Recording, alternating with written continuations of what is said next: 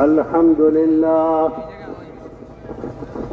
لله وحده لا شريك له، ونشهد أن سيدنا ومولانا محمدا عبده ورسوله، وصلى الله عليه وعلى آله وأصحابه وبارك وسلم تسليما كثيرا كثيرا. أما بعد، فقد قال الله تبارك وتعالى: إنما يعمر مساجد الله من آمن بالله واليوم الآخر وأقام الصلاة وآتى الزكاة ولم يخش إلا الله فعسى أولئك أن يكونوا من المهتدين. وقال الله تبارك وتعالى: ادع إلى سبيل ربك بالحكمة والموعظة الحسنة وجادلهم بالتي هي أحسن إن ربك هو أعلم بمن ضل عن سبيله وهو أعلم بالمهتدين. وقال رسول الله صلى الله عليه وسلم: عليكم بسنتي وبسنة خلفاء الراشدين المهديين. وقال النبي صلى الله عليه وسلم: خير البقاع مساجدها وشر البقاع أسواقها، أو كما قال عليه الصلاة والسلام. ভাই যারা বিদ্যুতের জিম্মাদারি যাদের, একটু মেহরবানি করে লাইটটা জ্বালায় দিই, আর কিছুক্ষণ পরে আমরা লাইট বন্ধ করবো। হযরত বলতেছেন আমরা লাইটটা জ্বালায় দিই। काबिल एहतराम बुजुर्गों और भाइयों, बुनियादी बात यह है हमारा खुदा से लगाव हो जाए और खुदा के घर से ताल्लुक बन जाए, अल्लाह के कलाम से जोड़ बैठ जाए और हुजूर अकरम सल्लल्लाहु अलैहि वसल्लम से इश्क हो जाए और अपनी आखिरत से हमारा लगाव पैदा हो जाए। नहमदुहु व नसल्ली अला रसूलिहिल करीम, अम्मा बाद। मेरे मोहतरम भाई दोस्तों, হযরত বলেন যে এটা আমাদের মেহনতের বুনিয়াদি মাকসাদ যে আল্লাহ রব্বুল ইজ্জাতের সাথে আমাদের সম্পর্ক হয়ে যায়, আল্লাহ রব্বুল ইজ্জাতের কালামের সাথে আমাদের সম্পর্ক হয়ে যায়, আর আল্লাহ পাকের মসজিদ, এই মসজিদগুলির সাথে আমাদের এক লাগাও তৈরি হয়, সম্পর্ক তৈরি হয়। সাথে সাথে জনাবে মুহাম্মদুর রাসূলুল্লাহ সাল্লাল্লাহু আলাইহি ওয়াসাল্লাম ওনার প্রত্যেকটা সুন্নত আমাদের জিন্দেগির মধ্যে আসে, আর সুন্নতকে জিন্দেগিতে বাস্তবায়নের এক তাল্লুক আমাদের জিন্দেগির মধ্যে তৈরি হয়। जिस आदमी को अल्लाह से ताल्लुक हो जाएगा वो तो हर जगह अल्लाह को याद करेगा, हर जगह खुदा से डरेगा और हर जगह खुदा से उम्मीद रखेगा और हर जगह खुदा से लगा हुआ होगा।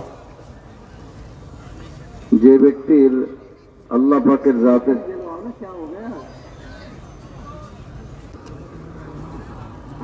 आप लोग सुनने की कोशिश करो, नमाज में अगर सुनाई न दे जब भी बैठे रहो, नमाज में रहो शरीक। मोबाइल सुनने ने सबको बहरा बना दिया, सुनने की कोशिश करोगे तो सुनाई देगा। और বলতেছেন ভাই, যেখানে আমাদের একটু মাইকের আওয়াজ পৌঁছতে এখনো সমস্যা হচ্ছে, বিলম্ব হচ্ছে, আমরা ধ্যানের সাথে শোনার চেষ্টা করি, আমাদের দিলকে মোতাবজ্জো রাখি। কারণ যে সমস্ত নামাজে কেরাত শোনা যায় না, ওই সমস্ত নামাজের ব্যাপারে নির্দেশ হচ্ছে যে ধ্যানকে মোতাবজ্জো রাখা, নামাজের দিকে মনোনিবেশ পরিপূর্ণ রাখা। আজকে তো মোবাইল এটা আমাদের শোনার যোগ্যতাকেও কমায় দিয়েছে। যে কথা বলতেছিলেন ভাই, আল্লাহ রাব্বুল ইজ্জাতের সাথে যার তাআল্লুক হবে সে তো জীবনের প্রত্যেকটা জায়গায় আল্লাহকে ভয় পাবে এবং যে কোনো জায়গায় সে আল্লাহ পাকের হুকুম দেখবে এবং আল্লাহ পাকের প্রতি উম্মিদ রাখবে, আশা রাখবে। এটা হচ্ছে ভাই দোস্ত আল্লাহ পাকের সাথে তাআল্লুক হওয়ার নিশানা। যে সব জায়গায় সে আল্লাহকে ভয় করে চলবে, আল্লাহর প্রতি উম্মিদ রেখে সে জিন্দগি যাপন করবে। जो आदमी खुदा से डरेगा वो तो तन्हाई में भी खुदा से डरता रहेगा, और जो आदमी खुदा से गाफिल रहेगा वो आदमियों से डरेगा और खुदा से जो है उसको डर हासिल नहीं, इसलिए गुनाह में फंस जाए। যে আল্লাহকে ভয় পাবে তার অবস্থা তো এমন হবে যে নির্জন জায়গার মধ্যেও সে আল্লাহকে ভয় পাবে, নাফরমানি থেকে বাঁচবে। আর আল্লাহর ভয়ের ব্যাপারে যে গাফেল, আল্লাহ সম্পর্কে যে গাফেল, সে তো যে কোনো জায়গায় তার দ্বারা গুনাহ হয়ে যাওয়া সম্ভব, যে কোনো জায়গায় তার থেকে আল্লাহ পাকের হুকুম ছুটে যাবে। अल्लाह का ताल्लुक आदमी को हर वक्त जो है हाजिर हो जाएगा, ये खुदा की बहुत बड़ी नेमत है। हज़रत सिद्दीक़ अकबर रज़ी अल्लाह तआला अन्हु ज़रूरत से फारिग होने के लिए बैठते तो फरमाते कैफ़ अक़ज़ी हाजती अल्लाहु यरानी, मैं कैसे अपनी ज़रूरत पूरी करूं, अल्लाह पाक मुझको देख रहे हैं। हज़रत लुक़मान हकीम ने अपने बेटे को यूं कहा, बेटा गुनाह न कर, अगर करे तो वहाँ कर जहाँ तुझे कोई न देखे। लुक़मान हकीम को अल्लाह पाक ने 100 खोपड़ी दी थी, 100 क़ुव्वत तफक्कुर। उनके बेटे ने थोड़ी देर के बाद बताया, अब्बा ऐसी कोई जगह नहीं है जहाँ कोई न देखे, जहाँ जाता हूँ वहीं खुदा देखते हैं। लिहाजा हर वक्त खुदा के ध्यान, हर वक्त खुदा का इस्तेहज़ार, हर वक्त खुदा की हुजूरी हासिल होना ज़रूरी है। फिर आदमी तन्हाई महसूस नहीं करेगा, फिर तो ये सोचेगा मेरे साथ मेरा खुदा है जिसके साथ सारा निज़ाम है। হযরত বলেন ভাই দোস্ত, আল্লাহ পাকের জাতের সাথে তাআল্লুক আর সম্পর্ক, এটা আল্লাহ পাকের পক্ষ থেকে অনেক বড় নেয়ামত, বিশেষ ফজল এবং ইহসান। যে আল্লাহ পাকের সাথে তাআল্লুক কায়েম করবে, যার আল্লাহ পাকের সাথে সম্পর্ক তৈরি হবে, সে সব জায়গায় আল্লাহকে দেখতে পাবে, সব জায়গায় আল্লাহ পাকের হুজুরি, যে আল্লাহ আমার সাথে আছেন, এটাকে সে অনুভব করবে। সিদ্দিক আকবর হযরত আবু বকর সিদ্দিক রাদিয়াল্লাহু তাআলা আনহু, উনি যখন কাযায়ে হাজতের জন্য ওনার প্রয়োজন, ইস্তেঞ্জা ইত্যাদির জন্য যখন আলাদা হয়ে যেতেন, তখন উনি বলতেন যে আমি কিভাবে এমনটা করব, যখন কিভাবে এটা আমার দ্বারা করা সম্ভব, যখন আল্লাহ আমার সাথে আছে। আর লোকমান হাকিম আলাইহিস সালাম, আল্লাহ পাক যাকে অনেক জ্ঞানের ভান্ডার দিয়েছিলেন, প্রায় 100 গুপ্ত জ্ঞানের সম্পদ আল্লাহ পাক যাকে দিয়েছিলেন, উনি ওনার ছেলেকে নসিহতের মধ্যে এই কথা বলছিলেন যে বাবা, এমন জায়গায় তুমি গুনাহ করো যেই জায়গায় তোমাকে আল্লাহ দেখবেন না। তো ছেলে অনেক তালাশ করলো, তালাশ করে আসার পরে বাবাকে বলল যে বাবা, এমন তো কোনো জায়গা নেই যেই জায়গায় আমি আল্লাহ তাআলা থেকে নিজেকে ছুপায়া, আল্লাহ তাআলা থেকে নিজেকে আড়াল করে আমি গুনাহ করতে পারি। ভাই দোস্ত, এই জন্য আল্লাহ পাকের জাতের সাথে তাআল্লুক কায়েম হওয়া, আল্লাহ পাকের সাথে সম্পর্ক তৈরি হওয়া, এটা আমার আপনার প্রত্যেকের জন্য এটা বিশেষ বিশেষ জরুরি। हम गुनाहों में इसलिए फंस जाते हैं, हमें ये खौफ नहीं होता अल्लाह पाक देख रहे हैं। एक बुजुर्ग चिराग के ऊपर उंगली ले जाते बार बार, रात को तन्हाई में चिराग के पास उंगली ले जाते। किसी ने पूछा आप ऐसा क्यों कर रहे हैं? कहने लगे मेरा नफ्स मुझे बुराई के लिए कहता है, मैं उसको याद दिलाता हूँ आग में चलना पड़ेगा, और ये दुनिया की आग तू बर्दाश्त कर ले तो आखिरत भी बर्दाश्त कर लेगा। तो इसका इलाज कर रहा हूँ। जब आदमी खुदा से डरेगा तो खुदा के अवामिर के तोड़ने से बचेगा, और जब आदमी खुदा से नहीं डरेगा तो ये आदमी खुदा के हुक्मों के तोड़ने में फंस जाएगा। जो इसकी बर्बादी का और इसकी तबाही का इलाज होगा। হযরত বলেন, মেরে ভাই দোস্ত, যে ব্যক্তি আল্লাহকে ভয় করবে সে সব জায়গার মধ্যে আল্লাহ পাকের উপস্থিতিকে সে অনুভব করবে এবং নিজেকে গুনাহ থেকে বাঁচাইতে সক্ষম হবে। আর যে আল্লাহকে ভয় পাবে না, যার দিলের মধ্যে খোদা ভীতি বলতে কিছু নাই, সে যে কোনো মুহূর্তে যে কোনো সময়ে ভাই দোস্ত তার দ্বারা নাফরমানি হয়ে যাবে, গুনাহ হয়ে যাবে, এটা থেকে সে বাঁচতে পারবে না। বলে এক বুজুর্গ, উনি রাতের আধারে বারবার ওনার আঙ্গুলিকে চেরাগের মধ্যে, কুপির আগুনের মধ্যে বারবার ছোঁয়া দিচ্ছিলেন। তো কেউ জিজ্ঞেস করলো যে আপনি এমনটা কেন করছেন? আমি আমার নফসকে, আমি আমার দিলকে এটা শাস্তি দিচ্ছি, এটা বুঝাচ্ছি যে দিল গুনাহের দিকে যেতে যাচ্ছে, গুনাহের আগ্রহ দিলের মধ্যে আসে। তো দিলকে এটা বুঝাচ্ছি যে দুনিয়ার এই সামান্য আগুন, বলে এটাকে তুমি বরদাস্ত করতে পারো না। তুমি যদি গুনাহের দিকে যাও অনিবার্যভাবে তোমার জাহান্নামের আগুনের মধ্যে তোমাকে জ্বলতে হবে। এটা তুমি কিভাবে বরদাস্ত করবা ভাই দোস্ত? এই জন্য প্রত্যেকের আল্লাহ পাকের জাতের সাথে তাআল্লুক, আল্লাহ পাকের ভয়, এটা হাসিল করা প্রত্যেকের জন্য জরুরি। हजरत आदम अलैहिस्सलातु वस्सलाम उस चूक को, उस भूल को कर बैठे जिससे मना किया गया था। तो भूल के हो जाने के बाद कुरान पाक में आता है कि कपड़े उतर गए और उनको उनकी जो है कपड़े की इज्जत से महरूम कर दिया गया। यूं कहें फिर जो है उन्होंने पत्तों से अपनी शर्मगाह की हिफाजत की। तो मालूम हुआ जब इंसान किसी हरकत में मुब्तला हो जाएगा तो इज्जत का लिबास, एहतराम का लिबास उससे उतर जाएगा। वो तो आदम अलैहिस्सलाम थे, अल्लाह की तरफ मुतवज्जे हुए कि रोने के अलावा कोई इलाज नहीं है। दावत के काम करने वाले के लिए बुनियादी अमल है तौबा, बुनियादी अमल है अल्लाह से माफ़ी मांगना। इब्राहीम अलैहिस्सलातु वस्सलाम को अल्लाह पाक ने 30 सिफात अता फरमाए, जिन सिफात की सबसे बुनियादी अमल जो है वो तौबा है। क्योंकि अल्लाह पाक ने उनको 30 सिफात से नवाजा। सिफात तो बहुत सारे हैं, लेकिन अहम अहम सिफात में सबसे अहम है तौबा, जिसको खुदा ने बताया है कि ताइबून, तौबा करने वाला। तौबा बड़ी चीज़ है, लेकिन तौबा के लिए तीनों शर्तें ज़रूरी हैं। उस गुनाह को छोड़े, उस पर नादिम हो, आइंदा न करने का पक्का इरादा हो।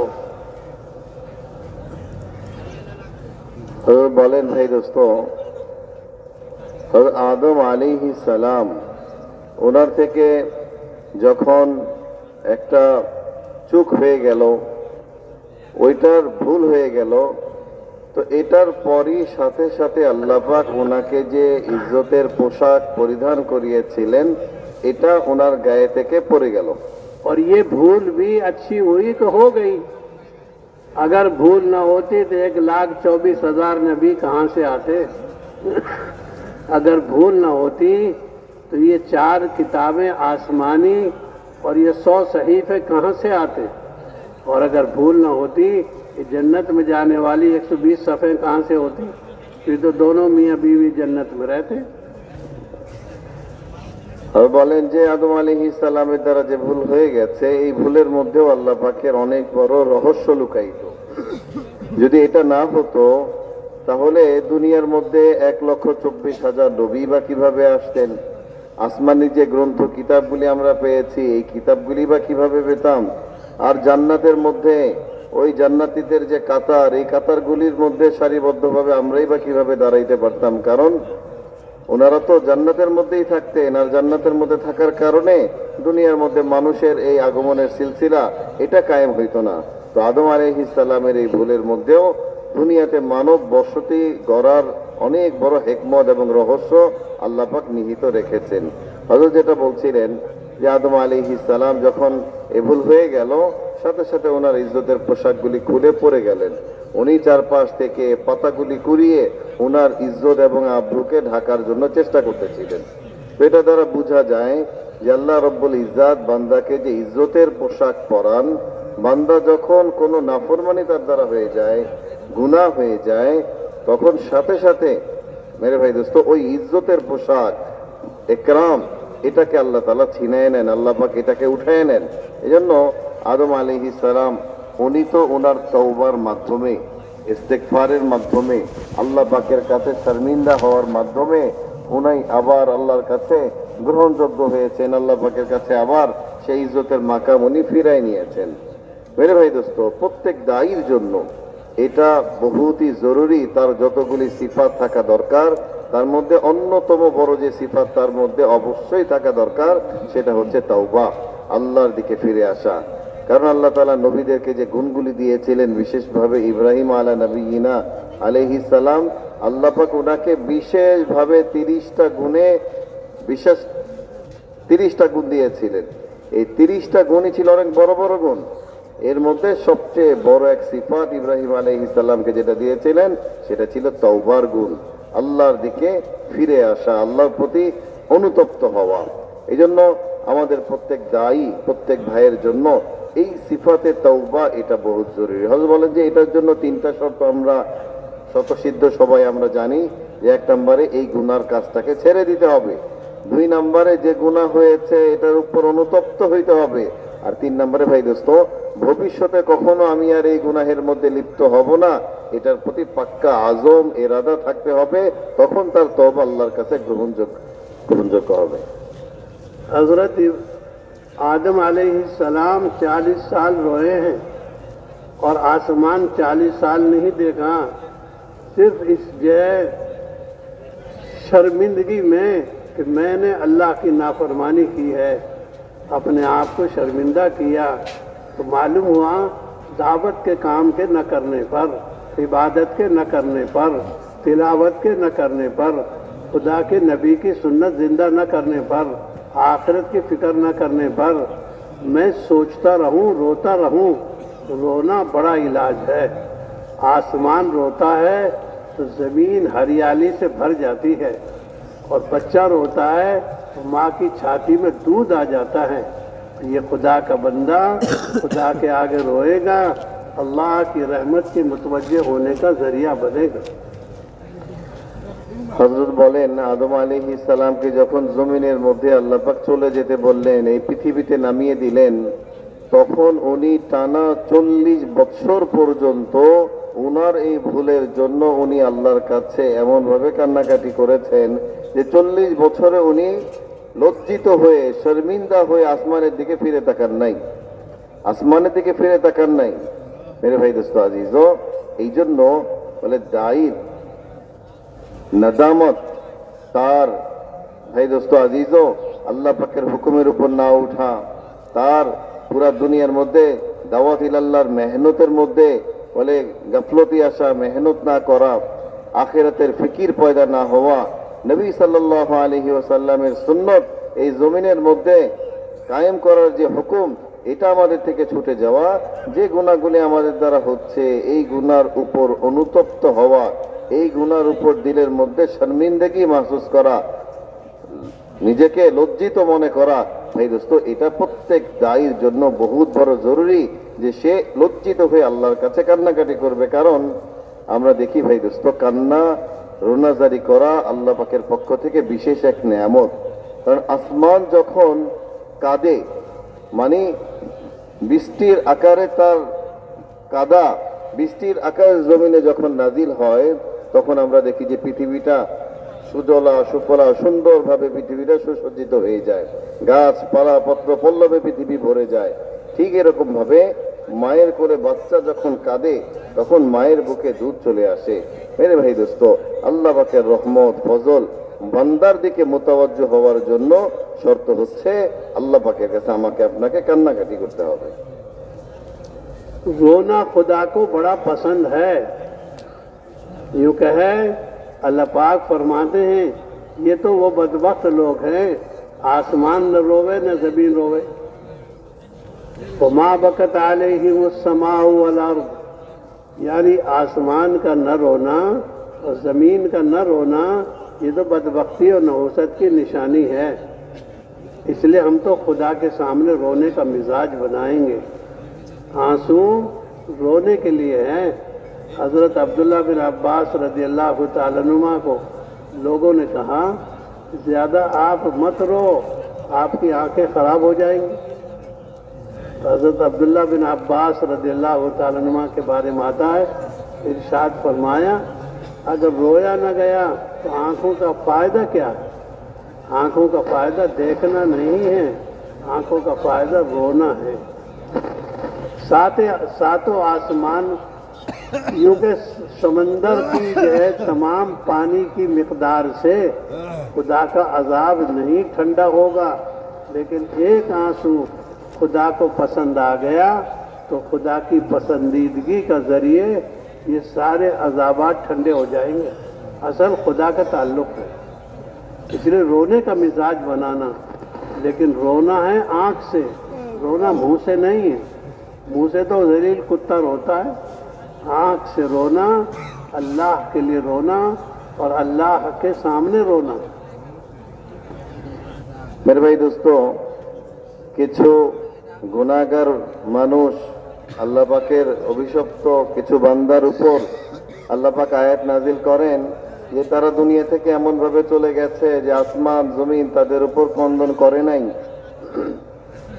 আসমান তাদের উপর কাঁদে নাই, জমিন তাদের উপর কাঁদে নাই। ভাই দোস্ত আজিজ, এই চোখ আর চোখ দিয়ে অশ্রু ঝরা, কান্না আসা, এটা আল্লাহ পাকের পক্ষ থেকে বিশেষ ইহসান যে বান্দার চোখ থেকে বলে আল্লাহ পাকের ভয়ে কান্না আসে।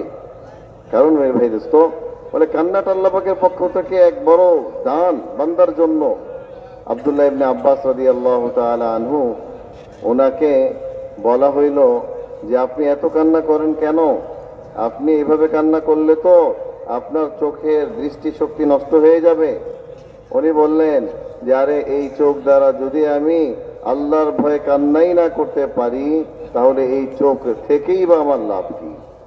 আমার চোখ থেকেই বা লাভ কি যদি এই চোখ দ্বারা আমি কান্না না করতে পারি? মেরে ভাই দোস্ত আজিজ, বলে এটাই চোখের ফায়দা যে আমি আমার চোখ দ্বারা আল্লাহ পাকের ভয়ে আমি কান্না করতে পারি। কারণ ভাই দোস্ত দেখেন, সমুদ্রের বুকে কত পানি রয়ে গেছে, আর আসমান থেকে যখন বৃষ্টি ঝরে কি পরিমাণ পানি জমিনের মধ্যে আসে, এই আসমান এবং জমিনের সমুদয় পানিকে দিয়ে জাহান্নামের আগুন, আল্লাহ পাকের গজবকে ঠান্ডা করা কোনোদিনও সম্ভব না। কিন্তু এটার বিপরীতে বলে আমি আপনি যখন আল্লাহ পাকের কাছে অনুতপ্ত হয়ে কাঁদবো, আল্লাহ পাকের কাছে ফিরে আসবো, তো কোনো এক বান্দার এক ফোঁটা চোখের পানি এই জাহান্নামের আগুনকে, আল্লাহর গজবকে ঠান্ডা করে দিতে পারে। একটু দেরি হবে। रोने का मिजाज जब बनेगा जब आदमी हलाल ग़िज़ा खाएगा, और अगर गंदगी रोजी गंदी खाई है, गंदी निगाह देखी है, गंदी बात सुनी है, गंदा ख्याल गुजरा है और गंदगी सोच रहा है, इन गंदगियों के साथ रोना जमा नहीं होगा। इसलिए अगर रोना नहीं आ रहा तो फिर बीमारी है।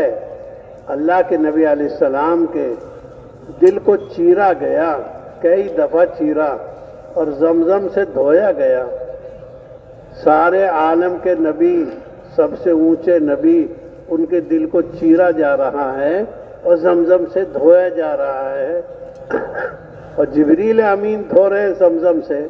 तो मालूम हुआ दाई तो तमाम आलाइशों से, तमाम गंदगियों से, तमाम गंदे ख्यालात से बचकर चले।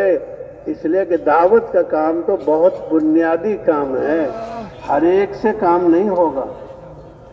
इसलिए मेरे बुजुर्गों, हम तो दिलों को साफ करेंगे तौबा के ज़रिए, इस्तिग़फ़ार के ज़रिए।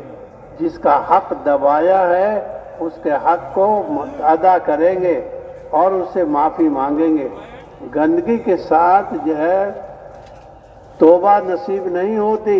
इस वास्ते हम तो कोशिश करेंगे, हलाल कमाई से अपना गुजारा करेंगे और वो बात सोचेंगे जिसकी हमें इजाज़त है।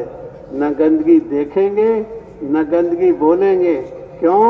क़यामत बरहक है, हर चीज़ का हिसाब होगा। তবে বলেন মেরে ভাই দোস্ত, আমাদের প্রত্যেক সাথীর মধ্যে আল্লাহ পাকের কাছে অনুতপ্ত হয়ে ফিরে এসে চোখ দিয়ে পানি ঝরা, কান্না আসা, এটা প্রত্যেকের জন্যই জরুরি।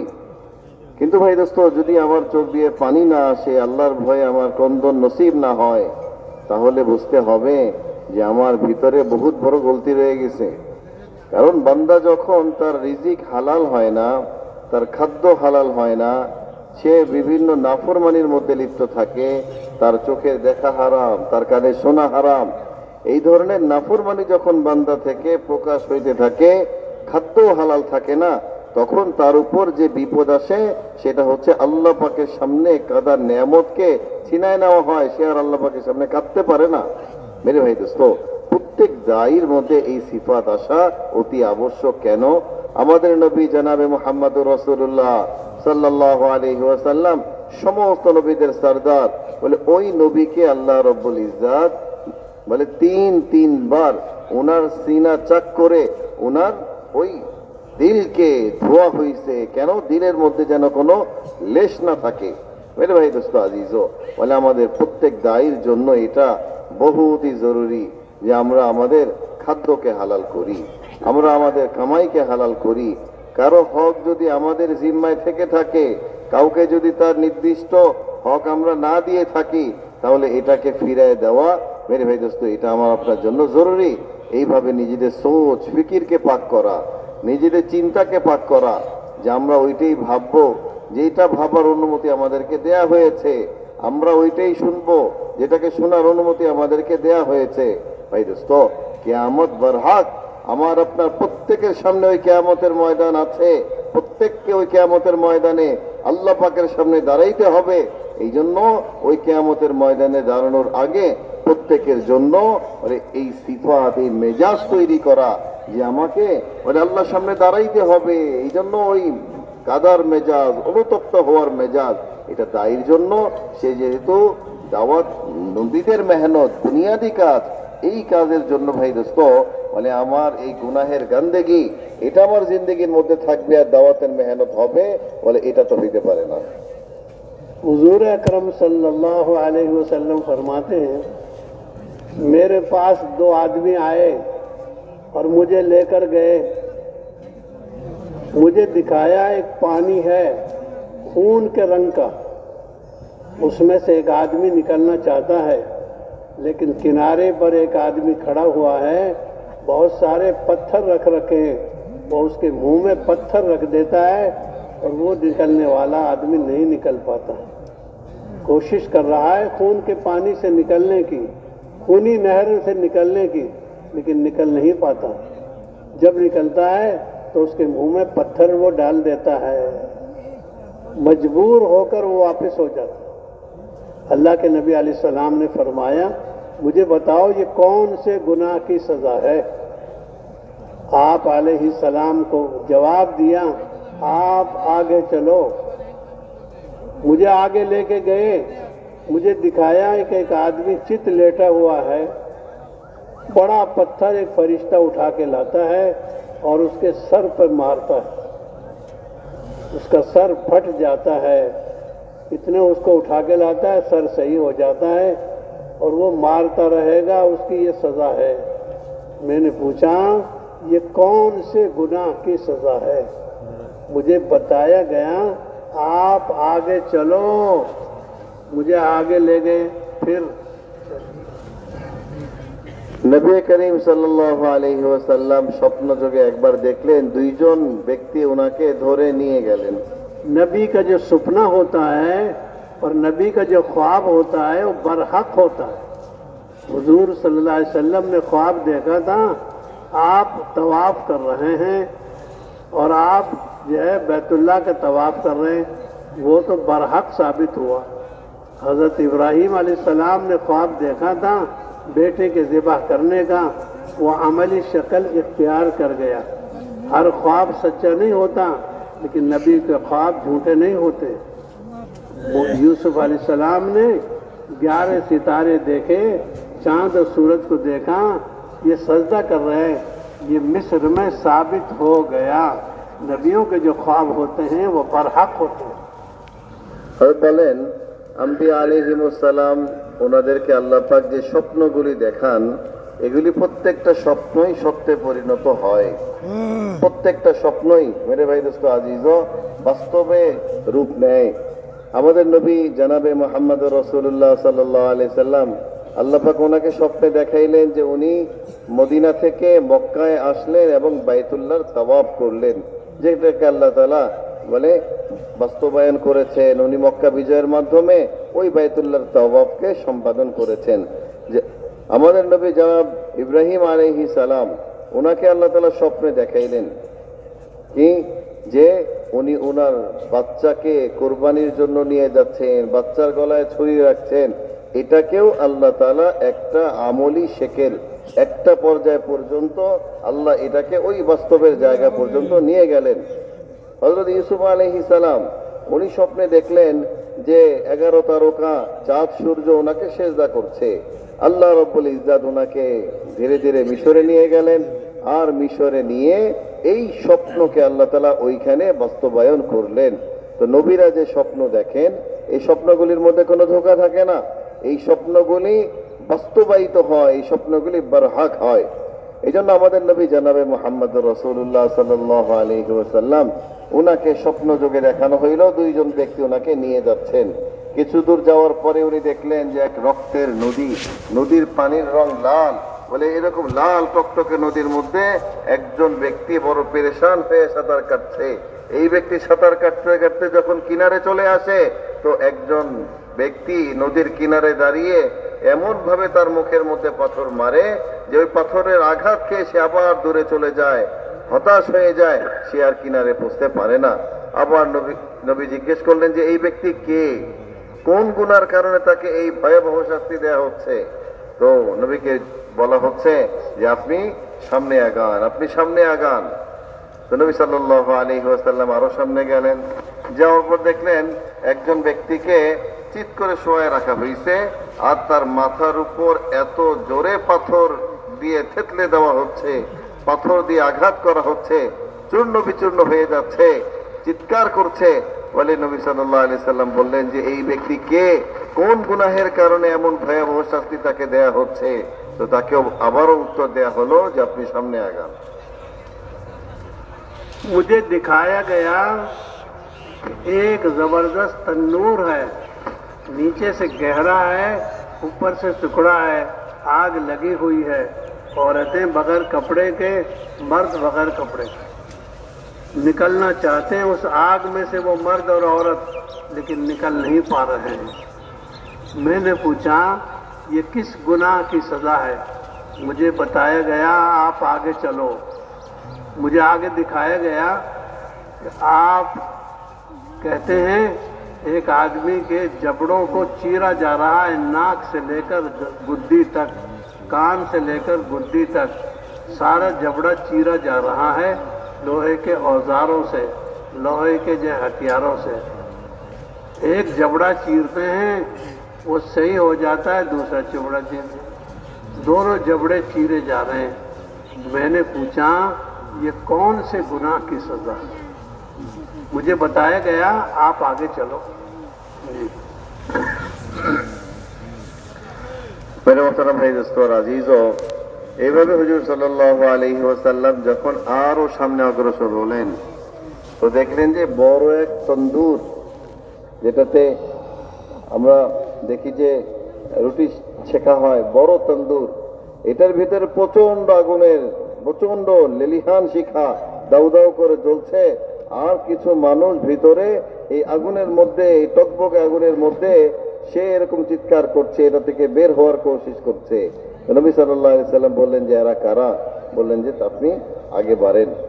এরপর এক ব্যক্তিকে দেখলেন যে তাকে যে তার গালগুলি চিরা হচ্ছে, কান পর্যন্ত নিয়ে যাওয়া হচ্ছে, দুই দিকে এইভাবে চিরা হচ্ছে। তো বললেন যে এটা কে, এই ব্যক্তি কে, কোন কারণে তাকে এত ভয়াবহ শাস্তি দেওয়া হচ্ছে? হুজুর সাল্লাল্লাহু আলাইহি সাল্লামকে এবারও বললেন যে আপনি সামনে অগ্রসর হন। मुझे आगे लेकर गए, मुझे दिखाया गया एक बहुत शानदार बाग है, बहुत उम्दा मकान है, बहुत उम्दे बाग, हर किस्म के मेवे और फल हैं। मैंने पूछा ये किसके लिए? मुझे बताया गया आप आगे चलो। मैंने आगे चलकर देखा एक शानदार बाग है जो पहले से ज़्यादा अच्छा है और बहुत ज़्यादा खूबसूरत मकान है, बहुत ज़्यादा खूबसूरत फल हैं, बहुत ज़्यादा खूबसूरत मंजर है। मैंने पूछा ये किसके लिए? मुझे बताया गया कि आप आगे चलो। मुझे दिखाया गया ऊपर देखो। मैंने ऊपर देखा, पहले दोनों बागों से ज़्यादा खूबसूरत और ज़्यादा अच्छा बाग है। मैंने पूछा ये किसके लिए है? मुझे बताया गया ये आपके लिए है। मैं अंदर तेज़ी से दौड़ने लगा, जाने लगा, तो मुझसे वो कहने लगे अभी नहीं, अभी नहीं, अभी आपके जाने की जगह नहीं है, अभी तो आपको दुनिया में रहना है, उसके बाद जाना। নবী করিম সাল্লাল্লাহু আলাইহি ওয়াসাল্লাম আরো সামনে যখন অগ্রসর হলেন তখন দেখানো হলো সুন্দর বাগিচার মধ্যে এক সুন্দর মহল, বড় সুন্দর জায়গা, মনোরম জায়গা। নবী সাল্লাল্লাহু আলাইহি ওয়াসাল্লাম জিজ্ঞেস করলেন যে এটা কার বাড়ি? তো বলা হলো যে আপনি সামনে আগান। আরো সামনে অগ্রসর হলেন তো দেখলেন যে পূর্বের বাড়ির চাইতে, মহলের চাইতে আরো সুন্দর বাগ বাগিচা, ফল ফুলে সুসজ্জিত আরো সুন্দর বাড়ি। জিজ্ঞেস করলেন যে আরে এত সুন্দর বাড়ি, এই বাড়ি কার? বলা হলো যে আপনি আরো সামনে অগ্রসর হন। এরপর নবী সাল্লাল্লাহু আলাইহি সাল্লাম আরো সামনে যখন গেলেন তখন তার সঙ্গীদ্বয় তাকে বললেন এবার আপনি উপরের দিকে তাকান। নবী সাল্লাল্লাহু আলাইহি সাল্লাম যখন উপরে দেখলেন যে এত সুন্দর বাড়ি, এত সুন্দর মহল, এত সুন্দর পরিবেশ। বলে যে এটা কার বাড়ি? বলতেছে ইয়া রাসূলুল্লাহ এই বাড়ি হচ্ছে আপনার বাড়ি। তো এত সুন্দর মহল দেখে নবী সাল্লাল্লাহু আলাইহি সাল্লাম দ্রুত ওই মহলের দিকে অগ্রসর হতে চাইলেন। সাথে সাথে তার সঙ্গীদ্বয় তাকে আটকায় বললেন যে না না, বলে এই মহল তো এখনই আপনার জন্য না, বলে আপনার ইন্তেকালের পরে আল্লাহ রাব্বুল ইজ্জত আপনাকে এই মহল দান করবেন। फिर अल्लाह के नबी अलैहिस्सलाम कहने लगे तुम मुझे रात भर लिए फिरे हो और रात भर तुम मेरे साथ रहे हो, बताओ तो सही ये क्या वाकया है, क्या किस्सा है? बताया मैं हूँ जिब्रील और ये है मीकाईल और अल्लाह की तरफ से मैं भेजा गया है। वो जो हमें दिखाया गया था कि वो पानी है खून के नहर का, वो है सूदखोर। वो सूदखोरी के ये सज़ा में, सूद लेने की सज़ा में गिरफ्तार है, निकलना चाहता है, निकल नहीं सकता। आज मोटरसाइकिल का सूद अलग, मोबाइल का सूद अलग, जानवरों का सूद अलग, तरह तरह का। हदीस में आता है सूद आम हो जाएगा, लोग नाम बदल देंगे। जो सूद खाता है वो तो ऐलान जंग अल्लाह से है उसका। जो सूद खाएगा वो तो अल्लाह का दुश्मन है। इसलिए हमारे घरों में सूद घुस गया, शक्ल बदल बदल कर, क्योंकि जिना आम हो जाएगा, निकाह मुश्किल हो जाएगा, इल्म उठ जाएगा और जहल फैल जाएगा। इसलिए हमारे घरों में इस सूदी कारोबार, सूदी सिलसिला बढ़ गया है। सोचें इसको हम, मेरा बेटा, मेरा दामाद, मेरा भाई सूद खाता है, मैं कैसे बचूं इससे, मैं खुद कैसे बचूं? इसकी कोई गुंजाइश नहीं है। लोगों ने सूद के नाम बदल दिए। नाम बदलने से शक्ल नहीं बदलती, हुक्म नहीं बदलता। হযরত বলেন যে এরপরে নবী সাল্লাল্লাহু আলাইহি ওয়াসাল্লাম সারা রাত্র ওনাকে যে দুইজন নিয়ে চলল তাদেরকে বললেন যে গত রাতের এই ঘটনা তোমরা আমাকে বলো কি এই ঘটনা, এটার কারণ কি? তখন তারা বললেন যে আমি হচ্ছি জিবরাইল আলাইহিস সালাম আর আপনার অপর সঙ্গী হচ্ছে হযরত মিকাইল আলাইহিস সালাম।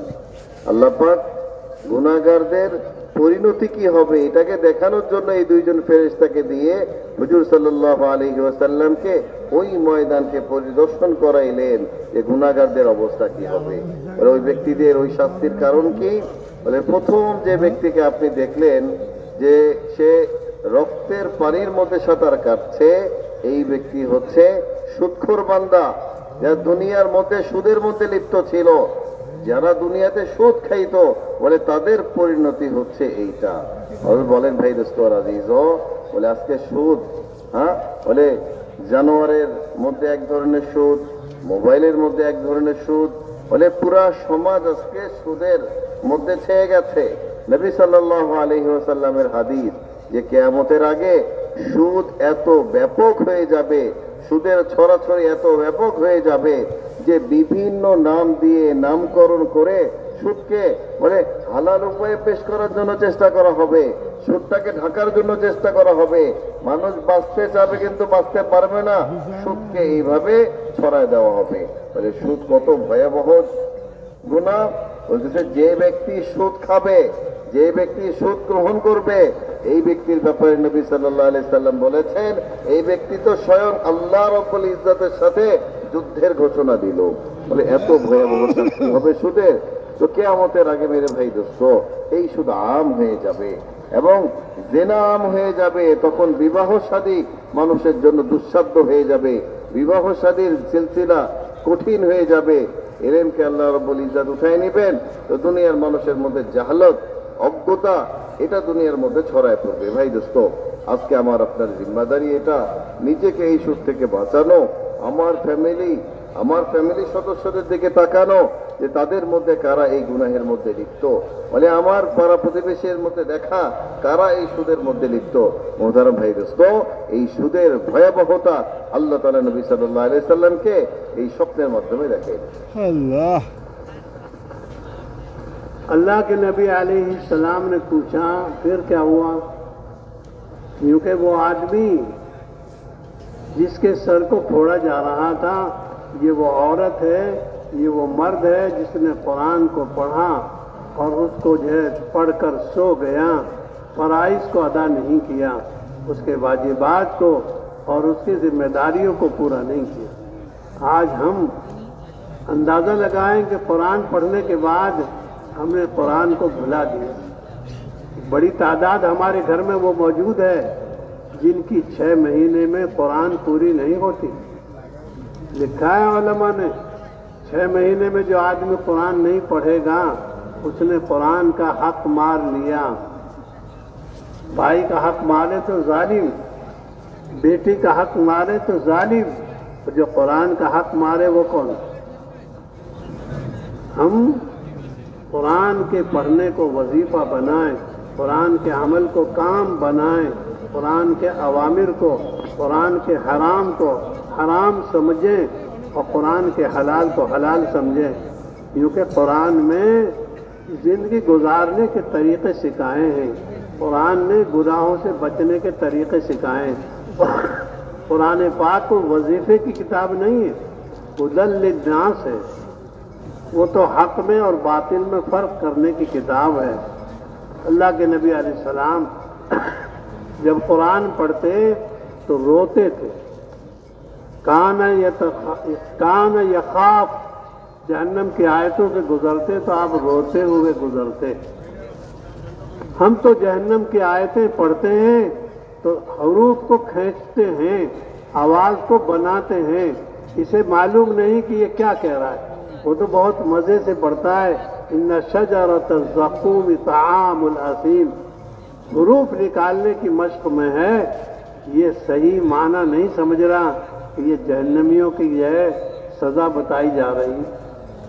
अल्लाह के नबी अलैहिस्सलाम जन्नत की आयतें पढ़ते और जन्नत के मनाजिर से गुजरते और जन्नत की नेमतों को सुनते और पढ़ते तो कान यतशव्वक़, आपके दिल में शौक़ और रग़बत पैदा होती। हमें तो पता ही नहीं है कहाँ जन्नत है कहाँ दोज़ख है, इसलिए कि हमने चश्मा ही नहीं लगाया। तो कुरान पढ़ने का वजीफ़ा बनाना, कुरान पर अमल करने को जिम्मेदारी समझना, कुरान के हलाल को हलाल समझना और कुरान के हराम को हराम समझना, और कुरान पाक को पहुंचाना और कुरान पाक को सीखना। इसलिए हम तो कुरान सीखने का मिजाज बनाएंगे, इल्म में और अमल में और दावत में और दीन में। এরপর এক ব্যক্তিকে শাস্তি দিতে দেখলেন যার মুখ চিরা হচ্ছিল, তো বললেন যে এই ব্যক্তির এই শাস্তির কারণ কি? তো বলা হলো যে এই ব্যক্তি দুনিয়ার মধ্যে কোরআন শিখেছিল, কোরআনের এলেমকে জমা করেছিল, নারী হোক বা পুরুষ, তাহলে সে এই কোরআনকে শিখেছিল কিন্তু কোরআনের ফরায়েজ, কোরআনের হুকুমের কোনো তোয়াক্কা করে নাই, বরং আল্লাহ পাকের ফরিজা আদায় না করেই ঘুমায় পড়ত, যার কারণে এই ব্যক্তিকে এই ভয়াবহ শাস্তির মধ্যে লিপ্ত করা হচ্ছে। বলেন মেরে ভাই দোস্ত আজিজ, আল্লাহ রব্বুল ইজ্জত আমাকে আপনাকে যে কোরআন দিয়েছেন, বলে এই কোরআন বলে এটা একটা জীবন বিধান, যে আমি কোরআনের মাধ্যমে আমার জীবনকে পরিচালনা করব, কোরআনের হুকুমগুলিকে আমি মানব, আমি কোরআন মোতাবেক জিন্দেগি পরিচালনা করব। এই জন্য আমাদেরকে কোরআন দেয়া হয়েছে। কোরআন কোনো ওজিফার কিতাব না যে আমি তেলাওয়াত করে আমি সাজায় রেখে দিলাম, এরকম কোন কিতাব না, বরং এটা হুদাল্লিন না, প্রত্যেক মানুষের জন্য হিদায়েতের মাপকাঠি হচ্ছে কোরআন। মেরে ভাই দোস্তরা আজিজ, আজকে মুসলমানদের কত ঘর এমন পাওয়া যাবে যে ঘরগুলির মধ্যে কোরআনের তেলাওয়াত হচ্ছে না, 6 মাসের মধ্যেও একটা খতম হচ্ছে না। বলে কোরআনকে এইভাবে ছুঁড়ে ফেলা হয়েছে, কোরআনের তেলাওয়াত, কোরআনের জিকির ওই ঘরের মধ্যে নাই। মেরে ভাই দোস্ত আজিজ, এই জন্য আমাকে আপনাকে এই কোরআনকে শিখতে হবে, এই কোরআনকে বুঝতে হবে, এবং বলে এই কোরআনে কারিমের তাবলীগও আমাকে আপনাকে করতে হবে, যে কোরআনকে অপর বান্দাদের কাছে পৌঁছে দেওয়া, এটার জিম্মাদারিও আমাকে আপনাকে নিতে হবে। বলে এই যে কোরআন, মেরে ভাই দোস্ত আজিজ, আজকে শুধু আমরা তেলাওয়াত করে গেলাম, কি পড়লাম এটা অনুভবই করতে পারলাম না, এটার জন্য তো কোরআন নাজিল হয় নাই। বলে নবী সাল্লাল্লাহু আলাইহি সাল্লাম যখন জাহান্নামের আয়াতগুলিকে পড়তেন, তখন ওই জাহান্নামের ভয়ে চোখ দিয়ে পানি ঝরতো, জাহান্নামের ভয়ে দিল কাঁপতো। আর যখন জান্নাতের আয়াতগুলি তেলাওয়াত করতেন, তখন মনে হচ্ছিল যে উনি জান্নাতের ভিতর দিয়ে বিচরণ করছেন। ভাই দোস্ত, আজকে আমাদের অবস্থা কোথায়?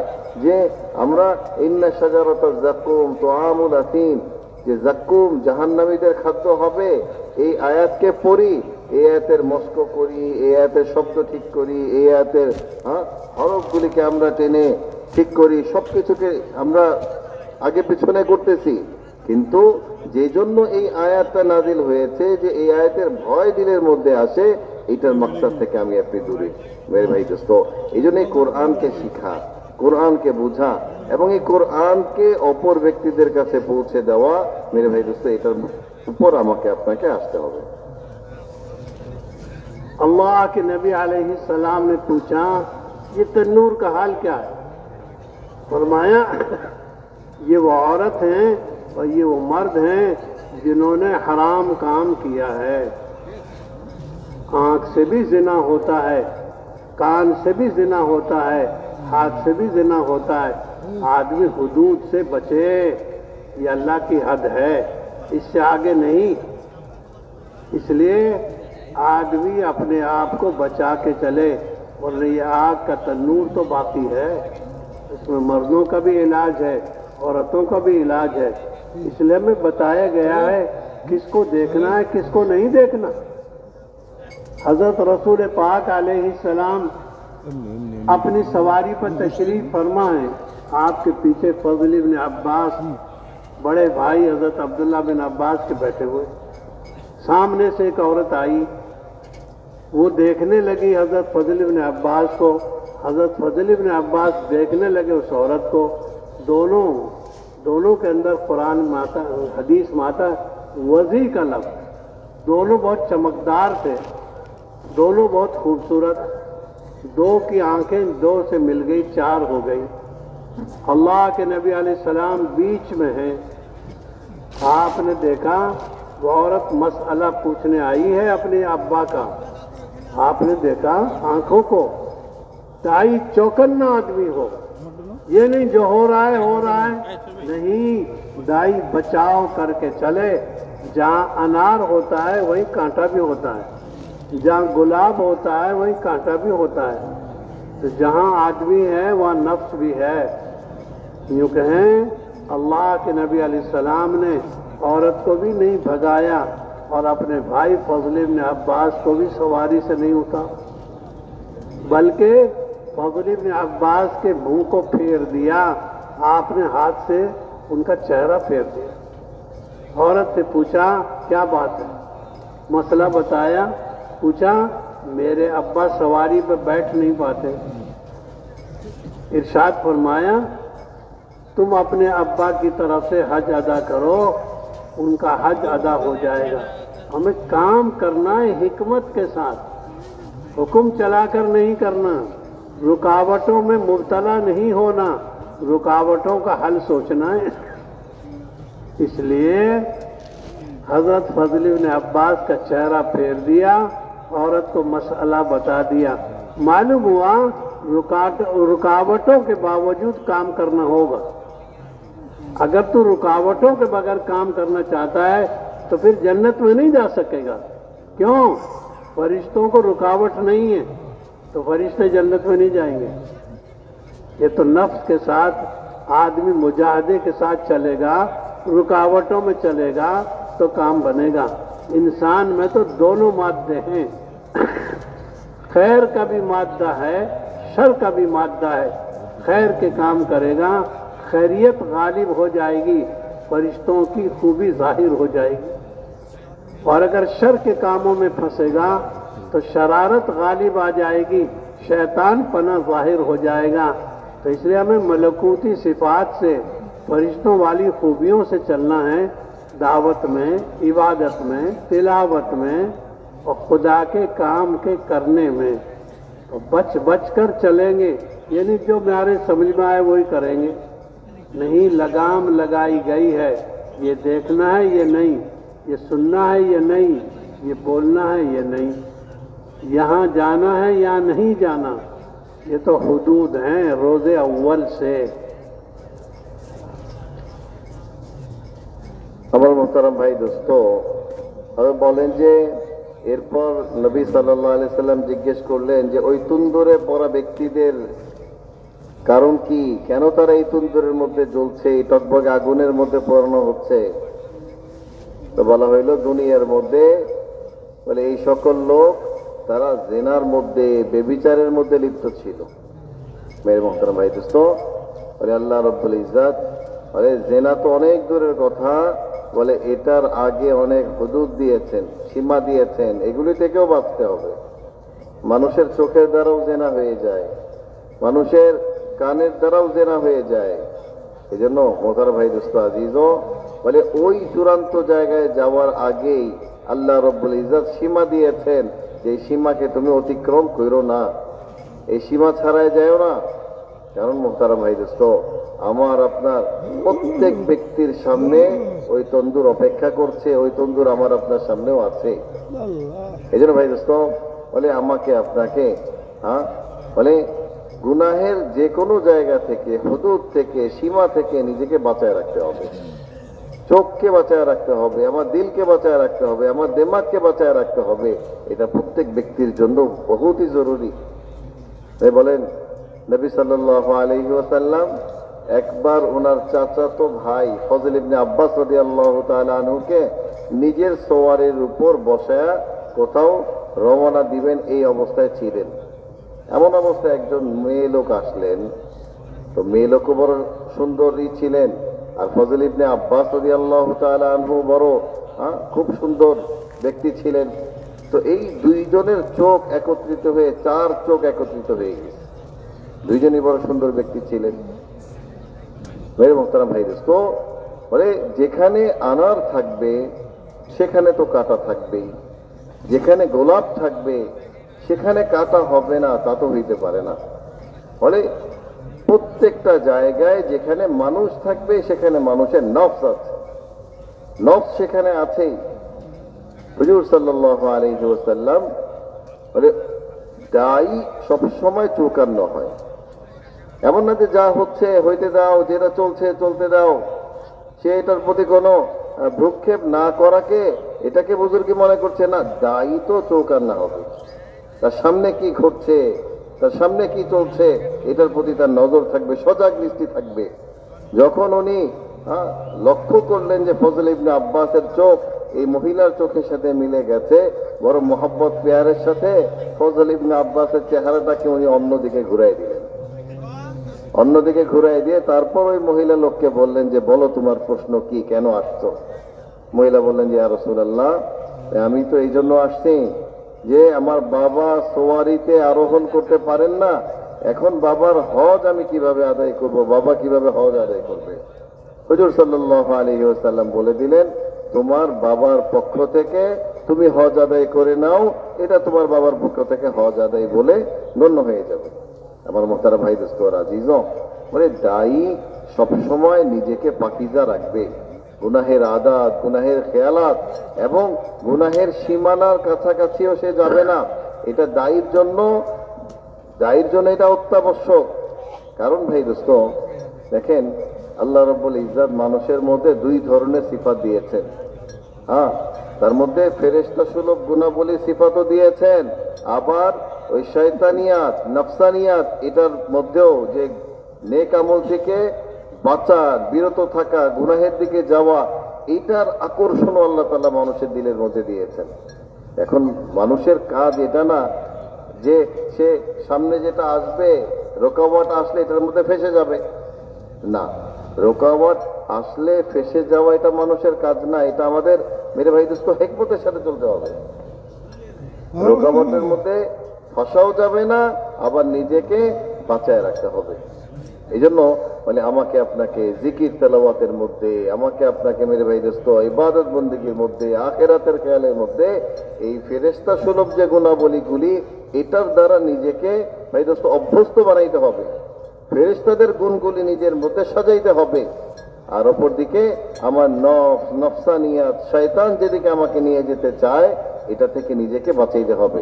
ভাই দোস্ত আজিজ, আমি যখন নিজেকে এইভাবে পাকিজা রাখবো, নিজেকে এইভাবে গুনাহের হুদুদ থেকেও যখন নিজেকে বাঁচাবো, তখন মোহতারাম ভাই দোস্ত বলে আমার ভিতরে আমার ভিতরে ওই গুণ আসবে, আল্লাহ পাকের পক্ষ থেকে মকবুলিয়াত আসবে, যখন এইভাবে গুণের মধ্যে অভ্যস্ত করে নিজেকে আগে বাড়াইব। जहाँ कांटा होता है वहाँ गुलाब भी है, जहाँ फूल है वहाँ कांटा भी है। बच बच कर चलना पड़ेगा। अगर आदमी मारूफात में चला और मुनकरात से नहीं बचा तो नुकसान हो जाएगा। मुनकरात में फंस गया, मारूफात को भूल गया, ये दोनों चीज़ें पहले दिन से हैं।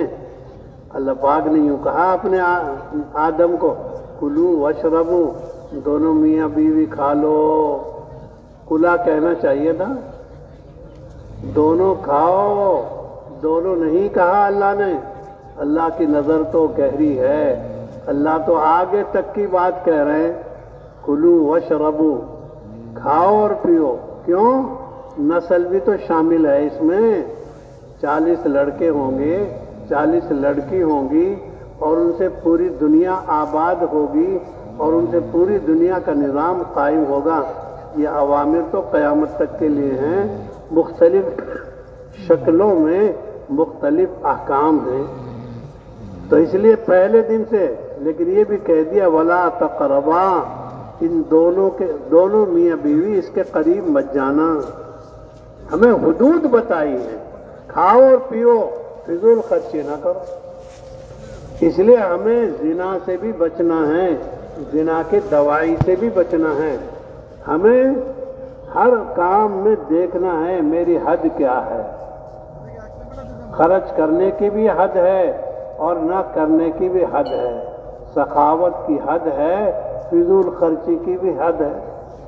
इसलिए हम तो हदूद की बाकी रखते हुए जिंदगी गुजारेंगे, हदूद पार नहीं करेंगे, वरना मुल्क का कानून टूट जाएगा। आप अपने मुल्क की हदूद को छोड़कर दूसरे हदूद में चले गए। नहीं, माँ का हक माँ का, बाप का हक बाप का, बीवी का हक बीवी का। हर एक के हुकूक की अदायगी है।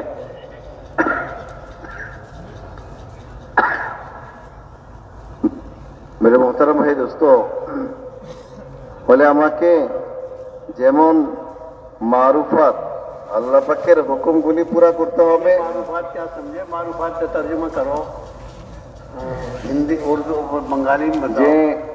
আল্লাহ পাকের যে হুকুমগুলি যেটা আমার জন্য পালনীয়, আমাকে পালন করতে হবে, নেক আমলের যে কাজগুলি এটাকে এমন আমাকে আদায় করতে হবে, সাথে সাথে মুনকারাত যেগুলি নিষিদ্ধ কাজ যেগুলি এটা থেকেও আমাকে আপনাকে বিরত থাকতে হবে।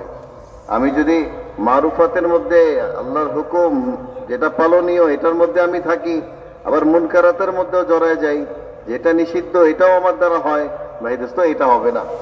আবার ওই নিষিদ্ধ কাজগুলি যখন আমি করছি তো ভাই দোস্ত যেটা আমার উপর পালনীয় এই কাজগুলি আমার দ্বারা ছুটে যাবে। আরে বলেন যে আল্লাহ রাব্বুল ইজ্জত আদম আলাইহিস সালামকে ওই জান্নাতের মধ্যেই নির্দেশ দিলেন যে কুলু ওয়াশরাবু, যে তোমরা খাও এবং পান করো। তো এখানে লক্ষণীয় যেটা আদম আলাইহিস সালাম ওনারা তো দুইজন ছিলেন, এখানে দ্বিবচন শব্দ ব্যবহার করা দরকার ছিল যে ফাকুলা তোমরা দুইজন খাও এবং পান করো। আল্লাহ বহুবচন কেন ব্যবহার করলেন? শব্দটা বহুবচন কেন? কারণ আল্লাহ পাকের নজর তো অনেক দূরে। আল্লাহ পাকের সামনে আদম আলাইহিস সালামের নসল যে 40 জন ছেলে হবে, 40 জন মেয়ে হবে, এই হুকুম শুধু দুইজনের জন্য না, সবার জন্য। হ্যাঁ মেরে মোহতারাম ভাই দোস্ত আজিজ, বলে আল্লাহ রাব্বুল ইজ্জত এইভাবে হুকুমও দিয়েছেন, হুদুদও বয়ান করে দিয়েছেন যে আমার এই কাজ করতে হবে, এত কতটুকু করতে হবে, এই কাজ থেকে বাঁচতে হবে, এত কতটুকু বাঁচতে হবে। ভাই দোস্ত আজিজ, বলে এইভাবে বলে দুনিয়ার মধ্যে প্রত্যেকটা জায়গায় আমাকে আল্লাহ তাআলা যে হুকুম দিয়েছেন, হুকুমের সাথে হুদুদ বয়ান করেছেন যে এটা তোমাদের এতটুকু করতে হবে।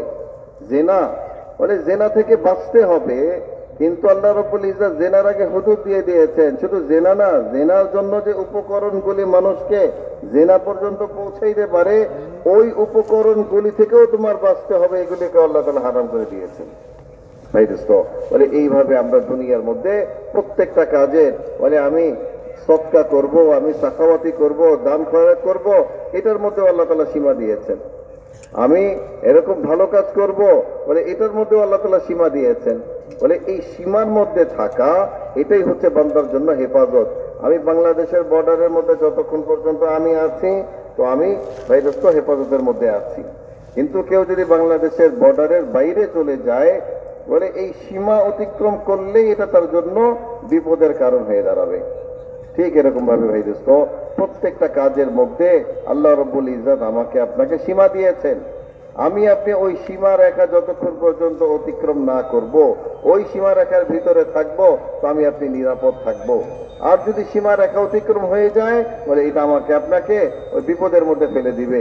এই জন্য আল্লাহ রাব্বুল ইজ্জত খাওয়ার কথা বলেছেন, সকলে অনুমতি দিয়েছেন তোমরা খাও পান করো, কিন্তু তোমরা ইসরাফ করো না। যে আল্লাহ তাআলা অনুমতি দিয়েছেন খাদ্য পানীয়ের জন্য, কিন্তু আবার ইসরাফ থেকেও বাঁচতে বলেছেন, দান খয়রাত করতে বলেছেন, বলে এই পরিমাণ করো, এটারও একটা আল্লাহ পাক হুদুদ বয়ান করে দিয়েছেন, সীমারেখা দিয়ে দিয়েছেন।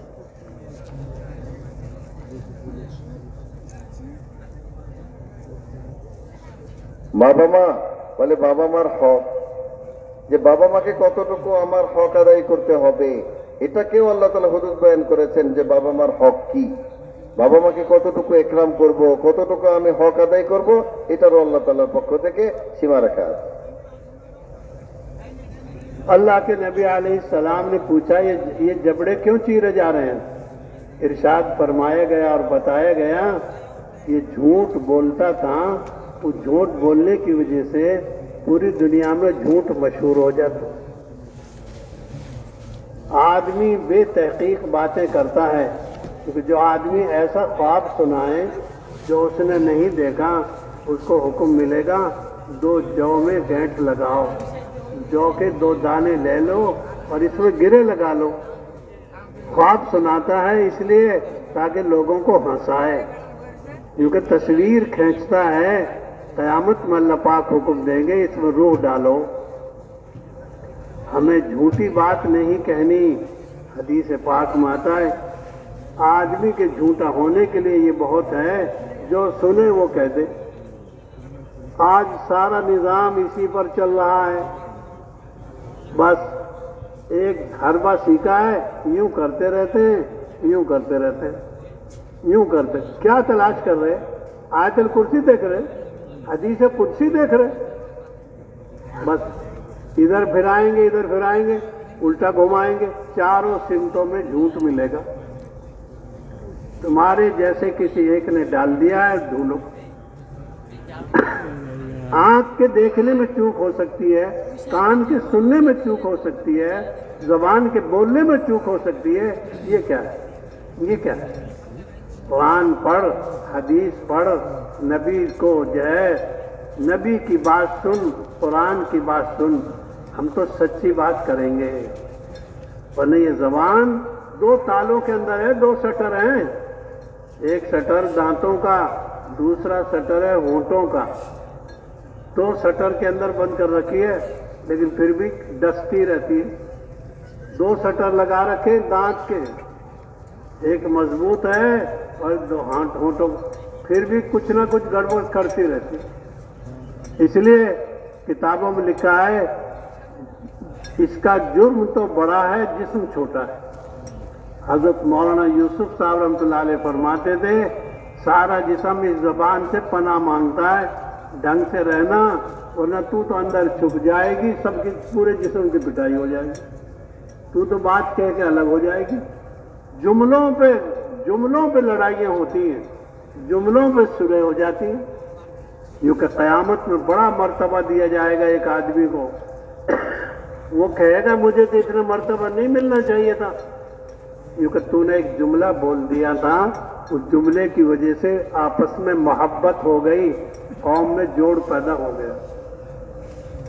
यूं कि मैंने तो इतना बड़ा गुनाह नहीं किया, मुझे इतनी सजा क्यों दी जा रही है? बताया जाएगा एक जुमला बोल दिया, कौम में लड़ाई हो गई। एक जुमला बोल दिया, नमाजियों में लड़ाई हो गई। एक जुमला बोल दिया, दावत वालों में और मोहब्बत वालों में और कराबत वालों में अलहदगी हो गई। जुमलों पर फैसले होते हैं। निकाह क्या है? निकाह क्या है? निकाह में जुमले तो होते हैं। तलाक क्या चीज है? अब गज़ुल मुबाहात तलाक, तलाक क्या है? इसलिए बहुत सोच समझकर बोलना है। मुझे क्या कहना है, क्या नहीं कहना, मुझे क्या करना है, क्या नहीं करना। मैं बावला नहीं हूं, क्योंकि समझदार आदमी की अकल उसके काबू में, उसकी जबान काबू में होती है, और बेसमझ आदमी जबान उस पर काबिज होती है। हम ये देखें, मैं कौन सी बिरादरी का आदमी हूं, मेरी जबान मेरे काबू में है, गलती हो जाएगी, इस्तिग़फ़ार है, लेकिन हर गलती का इस्तिग़फ़ार अलग अलग है। तू तलाक दे चुका, अब इस्तिग़फ़ार पढ़ता रहे, अब क्या है? अब हो गए जो कुछ होना था। उसका एक रास्ता है। इसलिए हमने दावत के काम को छोड़ा है, ये सबसे बड़ा गुनाह है। हमने दावत की मेहनत को छोड़ा है, ये सबसे बड़ा गुनाह है। इसका इस्तिग़फ़ार ये है कि मैं सारी जिंदगी इसमें लगाने का इरादा करूं और अब तक जो कुछ हो चुका मुझसे माफी मांगूं। ये जबान का बोल है, जबान पर फैसले होंगे, इसलिए सोच समझकर बोलना है। मेरे जुमले से क्या बनेगा? मुझे अल्लाह ने ये जबान दी है, लोगों में मोहब्बत पैदा हो जाए। ये कैंची नहीं है, जैसे चाहे काट दिया, जैसे चाहे कतर दिया। दर्जी की कैंची नहीं है, एक मुसलमान को जबान दी है, इसका हिसाब है। दो शटर बंद है ये, कभी ध्यान जमाया आपने?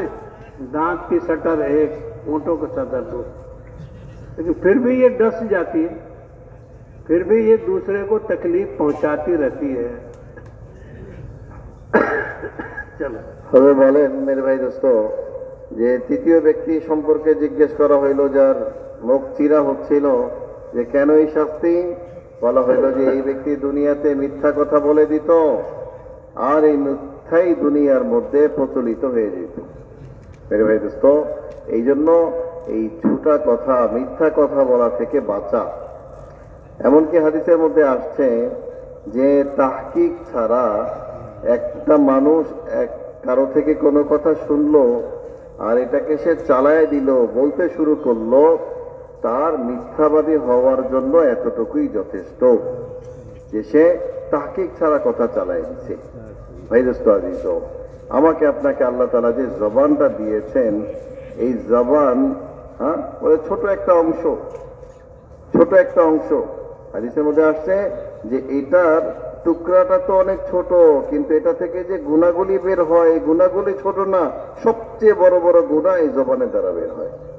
এই জন্য আল্লাহ রাব্বুল ইজ্জত জবানকে সংরক্ষণ করার জন্য দুইটা বাউন্ডারি দিয়ে দিয়েছেন, দুইটা আমাকে এখানে আটকানোর জন্য আমাকে দুইটা বাউন্ডারি দিয়ে দিয়েছেন। একটা হচ্ছে শক্ত আর একটা হচ্ছে নরম।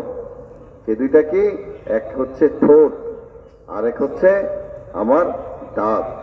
ইউসুফ সাহেব রহমতুল্লাহ আলাইহি বলতেন যে এই জবান থেকে পুরা শরীর তার কাছে পানা চায় যে তুমি একটু ভালোভাবে চইলো, তুমি একটু সংযত হইয়া ব্যবহার হইও, তোমার জবান থেকে সংযত কথাবার্তা যেন বের হয়, না হলে ভুল তো তুমি করবা কিন্তু পিটাই তোমার উপর আসবে না, তুমি তো ভুল করে ভিতরে চলে যাবা, পিটাই তো আমার পুরো শরীরের উপর আসবে।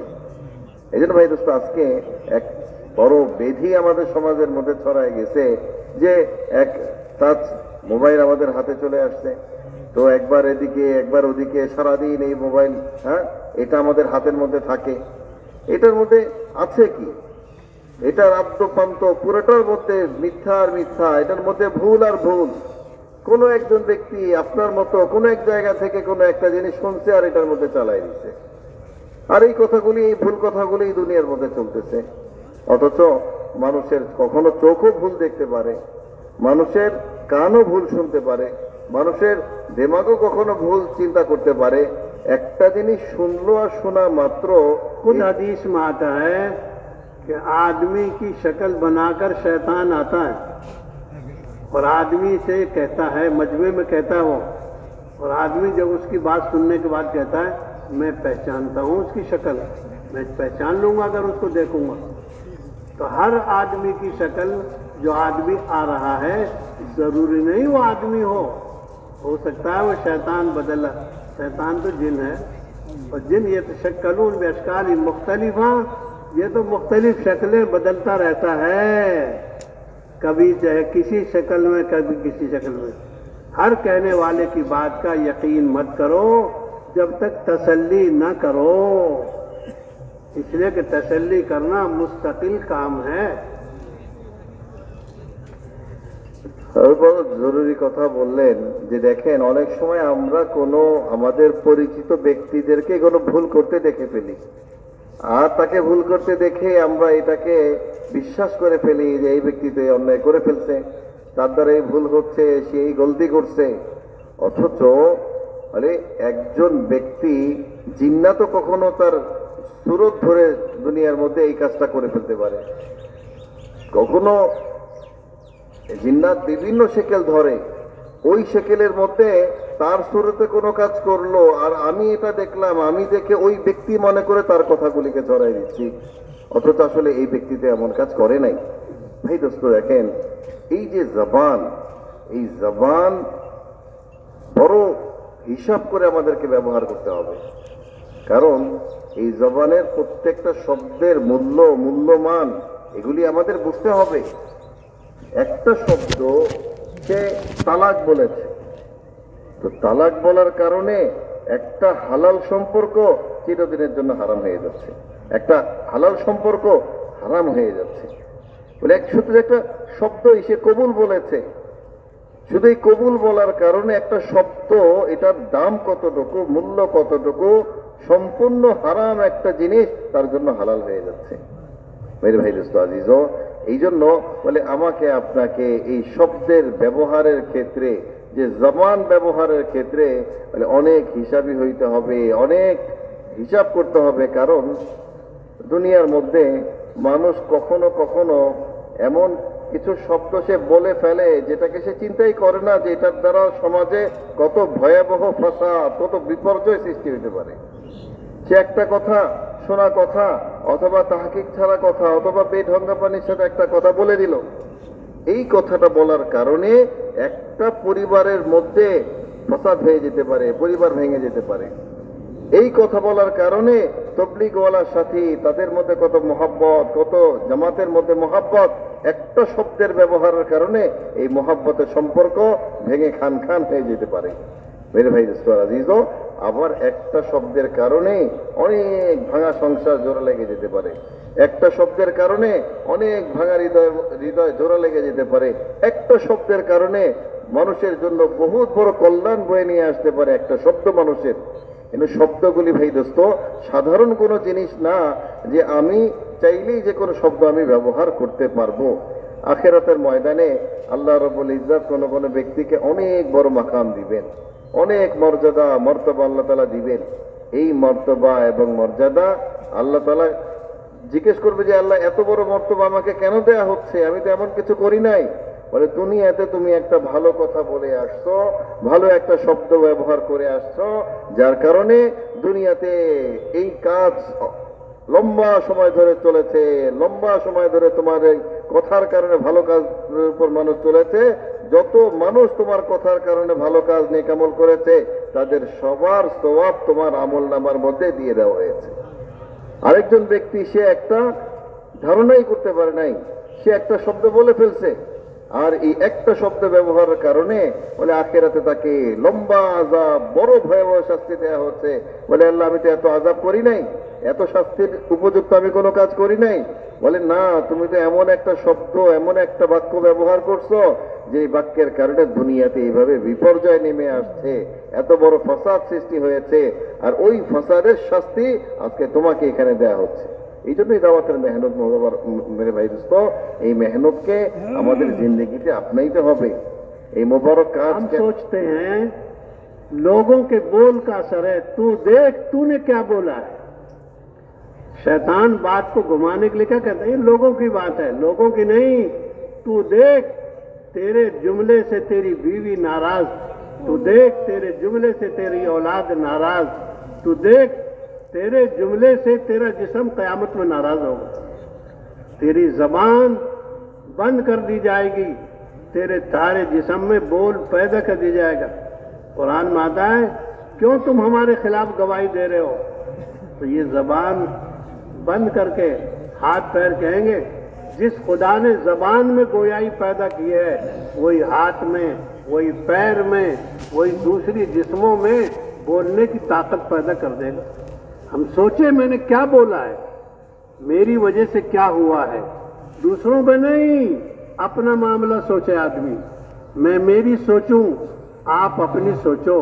ये सोच को बड़ा दखल है, सोच को बड़ा दखल है। मैंने ये जुमला बोला है, अब तौबा करूं, इस्तिग़फ़ार करूं, आइंदा ध्यान करूं, इसलिए कि गलती तो शैतान से हुई, वो गलती करने के बाद तौबा नहीं की, चूक हो गई, आदम अलैहिस्सलाम से रो लिए, अल्लाह के करीब बन गए। तो हम शैतान नहीं हैं कि चूक होने के बाद रोएंगे नहीं, हम तो इंसान हैं, हमारे अब्बा रोए हैं, हम भी चूक होने के बाद रोएंगे। आदमी अपने आप को रोने वाला बनाए खुदा के आगे, ये नहीं फला तुज़क्कू अनफुसकुम, मुझसे नहीं हो सकती। हर नमाजी से सजदा सहू होता है, किसी से कम होता है, किसी से ज्यादा होता है। तू जनाजे की नमाज नहीं पढ़ता कि हमेशा चाहे सजदा सहू होगा नहीं, तू तो फर्ज नमाजें पढ़ता है, नफिल पढ़ता है, सुन्नत पढ़ता है, वाजिबात पढ़ता है। चूक तो होंगी, कभी वाजिब में चूक होगी, कभी फर्ज में चूक होगी, कभी सुन्नत में चूक होगी, कभी तुझसे कुछ होगा, कभी कुछ होगा। हम तो भाई चूक वाले इंसान हैं, चूक से बने हैं, भूल से बने हैं, लिहाजा हम तो माफी मांगते रहे। यूनुस अलैहिस्सलाम ने माफी मांगी, अल्लाह ने निजाम बदल दिया। यूनुस अलैहिस्सलाम की कौम ने माफी मांगी, अल्लाह ने निजाम बदल दिया। माफी तो बहुत बड़ी नेमत है, माफी मांगना नेक लोगों का काम है। जी তবে বলেন ভাই দোস্ত, আমরা সমাজের মধ্যে এটা অনেক প্রচলিত একটা কথা যখন বলে ফেলি তখন এটা অন্যের নামে চালায় দেয় যে লোকেরা এরকম বলে, মানুষ এরকম বলে না। এইভাবে কথা ছড়ানো যে মানুষ বলে, লোকেরা বলে, আর আমি বলে ফেললাম, বলে এত সস্তা কথা না।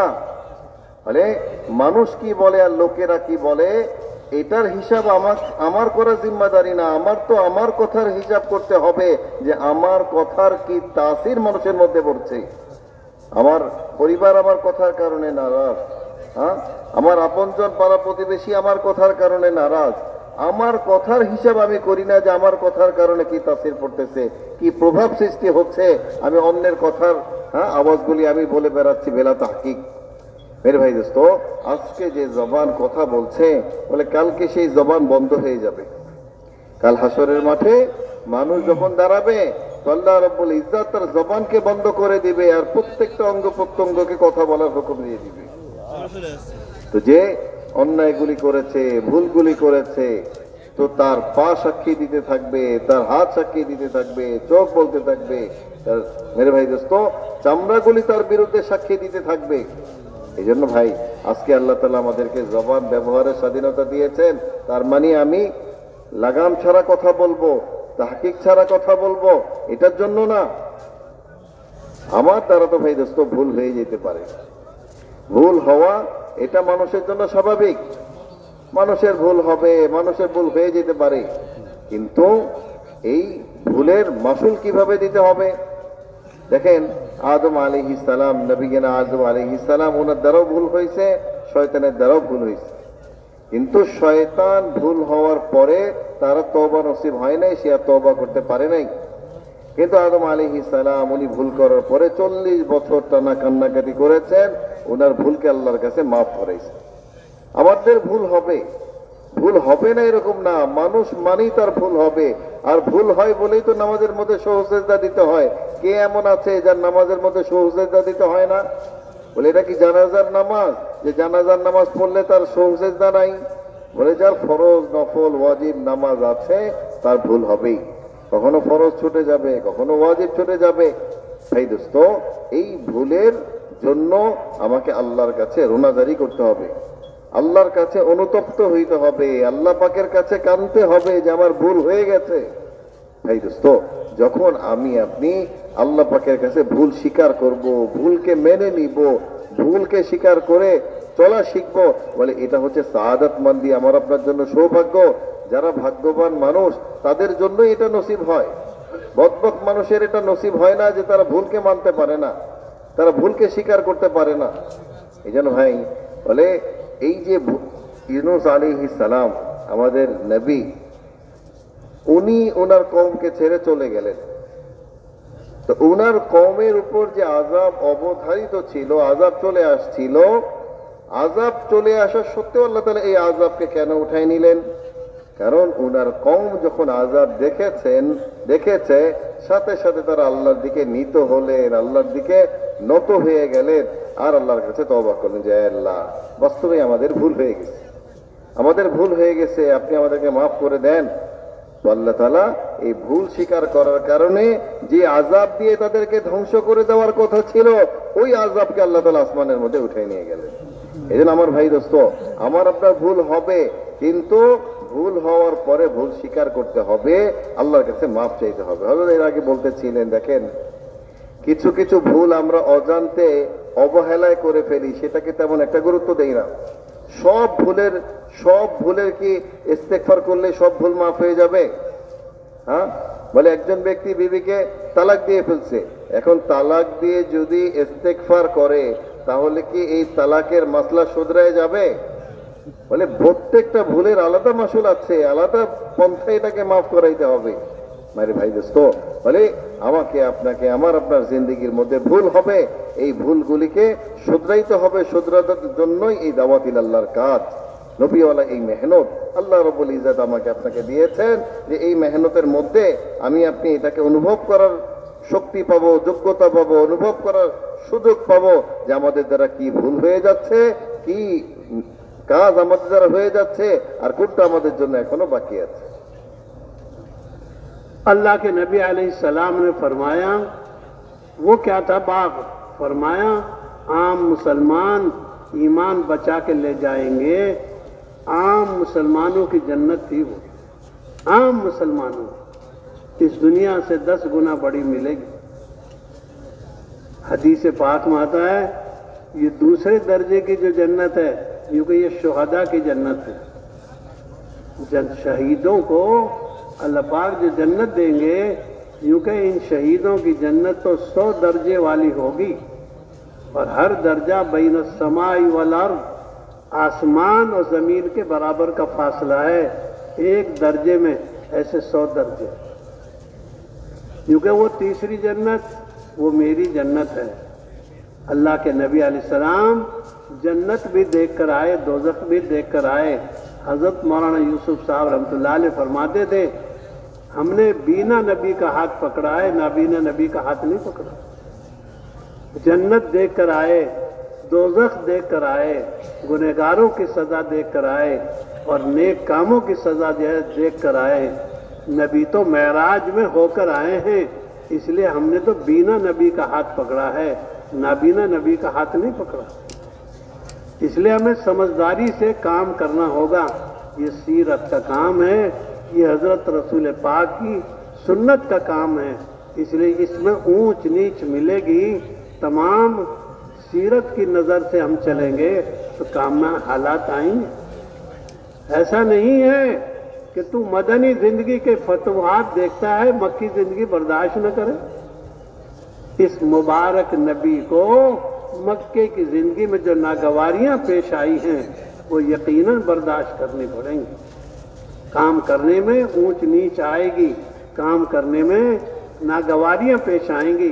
साहबा ने फरमाया हमने नागवारियों में खैर को पाया। 3 दिन का फाका बर्दाश्त कर लो, 1 साल की हलाल रोजी का दरवाजा अल्लाह पाक खोल देंगे। बीज छोटा फल बड़ा, बीज छोटा दरख्त बड़ा, अमल थोड़ा इनाम ज्यादा। और बोलें मेरे भाई दोस्तों और अजीजों, যে আল্লাহ রব্বুল ইজ্জত বলে এই আমলগুলির বরকতে আমাকে আপনাকে আখিরাতে যে জান্নাত দিবেন, বলে এই জান্নাতের মধ্যেও স্তর হবে। হাদিসের মধ্যে আসছে যে সাধারণ থেকে সাধারণ মানুষ তাকে আল্লাহ রব্বুল ইজ্জত যে জান্নাত দান করবেন, এক একজন মানুষকে বলে আল্লাহ তাআলা 10টা দুনিয়ার সমান একটা জান্নাত দান করবেন। হ্যাঁ, আর দ্বিতীয় স্তরের জান্নাত আল্লাহ তাআলা শহীদদেরকে দান করবেন। তাদের জান্নাত এমন হবে যে 100 স্তরের জান্নাত, আর এক দরজা থেকে আরেক দরজার দূরত্ব হবে আসমান থেকে জমিনের ফাসলা দূরত্ব যতটুকু, এত বড় মর্তবার জান্নাত আল্লাহ তাআলা শহীদদেরকে দান করবেন। এরপরে মেরে ভাই দোস্ত আজিজো, মানে যে জান্নাত দেয়া হবে সেটা হচ্ছে হুজুর সাল্লাল্লাহু আলাইহি ওয়াসাল্লামের জান্নাত। নবী সাল্লাল্লাহু আলাইহি ওয়াসাল্লামকে আল্লাহ রাব্বুল ইজ্জত বলে সবচাইতে বড় জান্নাত আল্লাহ রাব্বুল ইজ্জত নবী সাল্লাল্লাহু আলাইহি ওয়াসাল্লামকে দিবেন। তো ভাই দোস্ত আজিজো, বলে এই যে জান্নাতগুলি বলে আল্লাহ রাব্বুল ইজ্জত এটাকে বান্দার আমলের কারণে এই জান্নাতগুলির স্তর, জান্নাতগুলিকে আল্লাহ তাআলা দিবেন। কেন? বান্দা দুনিয়ার জমিনে বলে তার জিন্দেগিকে কাজে লাগাইছে, তার জীবনকে কাজে লাগানোর কারণে আল্লাহ রাব্বুল ইজ্জত বলে আখিরাতে তাকে এই মর্তবা, তাকে এই মর্যাদা আল্লাহ রাব্বুল ইজ্জত দান করতেছে।